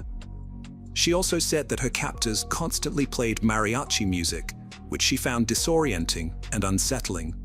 This music added to the oppressive atmosphere of her captivity, making her feel more isolated. Sherry was held in a single room with a boarded-up window. She was chained in a closet that served as a bathroom with a bucket for sanitation purposes. About 3 weeks into her captivity, Sherry heard a gunshot. After that, she had been with her disappeared, leaving Sherry to wonder if she had been killed. Sherry Papini, who had been quiet until now, took control of the situation. She instructed Sherry to get into a car, and they drove along I-5. Without warning, the car stopped, leaving Sherry startled and disoriented. She looked around, trying to understand what was happening. The younger woman then told Sherry to get out of the car. Confused and unsure, Sherry cautiously did as she was told. As Sherry exited the car, she felt a mix of fear and excitement. Was this her chance to escape? Or was she being led into an even more dangerous situation? She was left with more questions than answers, feeling uncertain and scared. After being found safe on the side of I-5, the Shasta County Sheriff's Office held a press conference to announce Sherry's return. During the conference, the police reported that Sherry had been abducted by two Hispanic women, which sparked widespread concern among the public. However, this news brought unintended consequences. Following the press conference, a wave of racism erupted, targeting individuals of Spanish descent. The reporting of Sherry's abduction had fueled public fear and anxiety, leading some to unfairly blame individuals associated with the Hispanic community. After being abducted, Sherry returned home and began attending therapy sessions to cope with her trauma. As a California resident, she was eligible for the Victims' Compensation Fund, which uses public funds to help pay for victims' therapy. In the aftermath, she became withdrawn, spending more time at home and avoiding social outings. 1 year into the investigation, police released a composite sketch of two Hispanic women believed to be involved in the crime. Despite this development, no new leads emerged. The police also revealed that they had found male DNA on Sherry's underwear, which did not match her husband Keith's DNA. 2 years passed with no matches on the male DNA, and the case remained unsolved. However, in 2020, a long-awaited breakthrough finally occurred. The police working on Sherry's case decided to try a new approach to find the owner of the unknown DNA. They used a technique called familial DNA, which compares the DNA profile to potential relatives of the donor. This method is commonly used in criminal investigations to analyze DNA evidence and identify possible family members of a suspect. By looking at specific genetic traits shared among family members, investigators can create a shorter list of potential suspects and explore possible family connections. In the Sherry Papini case, the police were surprised to discover that the DNA found in her underwear matched a close relative of James Ray's, her ex-boyfriend. This new information raised many questions and became a crucial moment in the investigation. The police suspected Sherry's ex-boyfriend, James Reyes, of being involved in her abduction. To investigate, they collected a soda bottle from his trash in June 2020 and sent it to a forensic lab for DNA testing. A month later, the lab results showed a match between James's DNA and the DNA found on Sherry's underwear the day she was discovered. With this new evidence, the police went to James's home in Costa Mesa, California, where he worked at a sports shop, to ask him about Sherry's case. James told the police that he had dated Sherry about 10 years prior, and the last time he saw her was a year after they broke up. He claimed to have only heard about her disappearance and safe return through rumors. During the police interview, James initially denied any involvement in Sherry's kidnapping. However, as the conversation progressed, he revealed that he was still close friends with Sherry despite their breakup 10 years prior. Although James admitted to playing a role in her disappearance, he claimed he didn't kidnap her. Instead, he insisted he was merely assisting a friend in need. James reported to the police that Sherry reached out to him for help, claiming she needed to escape her abusive husband, Keith. On November 2, 2016, James told police that a friend had lent him a car, which he used the next day to pick up Sherry. According to James, Sherry hid in the back seat of the car, lying down during the drive to Costa Mesa. During her stay at James's house, Sherry mostly stayed in her room, only coming out to help with chores like cleaning and cooking. She even boarded up the bedroom window, as she wanted to feel secure with the door closed. James noticed that Sherry was intentionally trying to lose weight by barely eating. Sherry asked James to help her harm herself, including hitting herself to create bruises. James was uncomfortable with this request, but he still agreed to help her, even going so far as to shoot a hockey puck off her knee at her request. Despite his reservations, James participated in these harmful activities with Sherry. James confessed to branding Sherry with the word Exodus on her right shoulder using a wood-burning tool they had bought from Hobby Lobby. Before Sherry left his house, she asked James to get chains and zip ties, which he used to bind her securely before driving her to Redding, California. During the drive, Sherry told James to stop the car, which he did, and she escaped. When questioned by the police, James denied knowing anything about the two Hispanic women Sherry claimed had abducted her. However, when the police searched James's house, they were shocked to find that several rooms matched the descriptions Sherry had given of the place where she was held captive. Specifically, James' bedroom and closet exactly matched a drawing Sherry had made for the police, detailing the layout of the rooms she had been confined to. The police discovered a striking similarity between a table at James's house and the one Sherry described in her initial interviews. They decided to bring Sherry and Keith in for another interview at the police station. The police had accumulated substantial evidence that led them to believe Sherry had faked her own abduction. They intended to confront her with their findings during the interview. Before revealing the truth, they asked Sherry if she wanted Keith to leave the room. Sherry remained silent. The police then decided to leave the couple alone for a few minutes. During this time, Sherry approached Keith and confessed that she didn't want the police to find the Hispanic woman who had supposedly abducted her. She felt indebted to this woman for sparing her life. Sherry refused to press charges against the woman who attacked her. Keith listened to her reasons, but he was skeptical and worried. Sherry's explanation didn't make sense to him, and he was starting to get scared.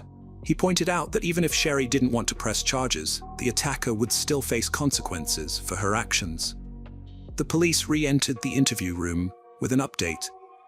They had found a familial DNA match for the male DNA on Sherry's clothing, and it led them to James Reyes, Sherry's ex-boyfriend.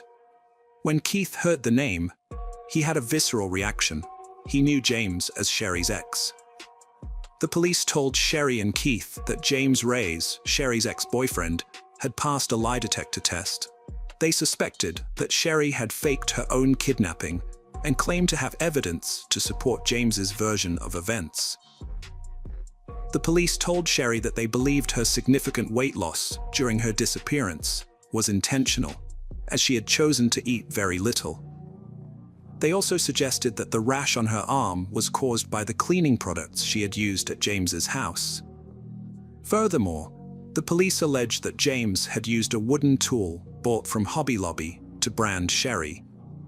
They also claimed that Sherry's broken nose was self-inflicted, caused by hitting herself with a hockey stick.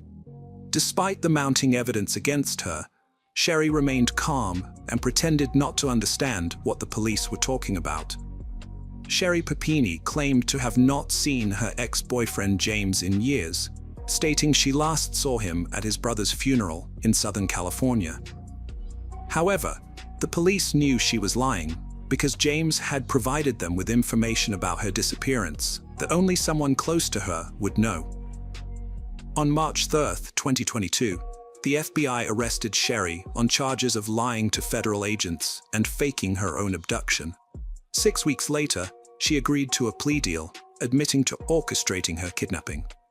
Sherry's lawyers requested a sentence of 1 month in prison, followed by 7 months of house arrest. However, the prosecution recommended an 18-month sentence. In September 2022, the judge sentenced Sherry to 18 months in prison and ordered her to pay a $300,000 fine. The judge doubted that Sherry would ever be able to pay the fine, saying it would take winning the lottery. During the sentencing, the judge called Sherry a manipulator and habitual liar, stating that he had no doubt she would have continued lying if she hadn't been caught. The judge told Sherry that she needed to be punished to stop others from committing similar crimes. Sherry had taken advantage of many resources, including money meant for victims, Social Security disability payments, and a GoFundMe account set up after her fake kidnapping. The judge wanted to deter others from committing similar crimes by punishing Sherry. She spoke at her sentencing hearing, expressing regret and apologizing to those who had suffered because of her actions. Sherry acknowledged her guilt, saying she was responsible for lying and bringing shame to herself and those around her.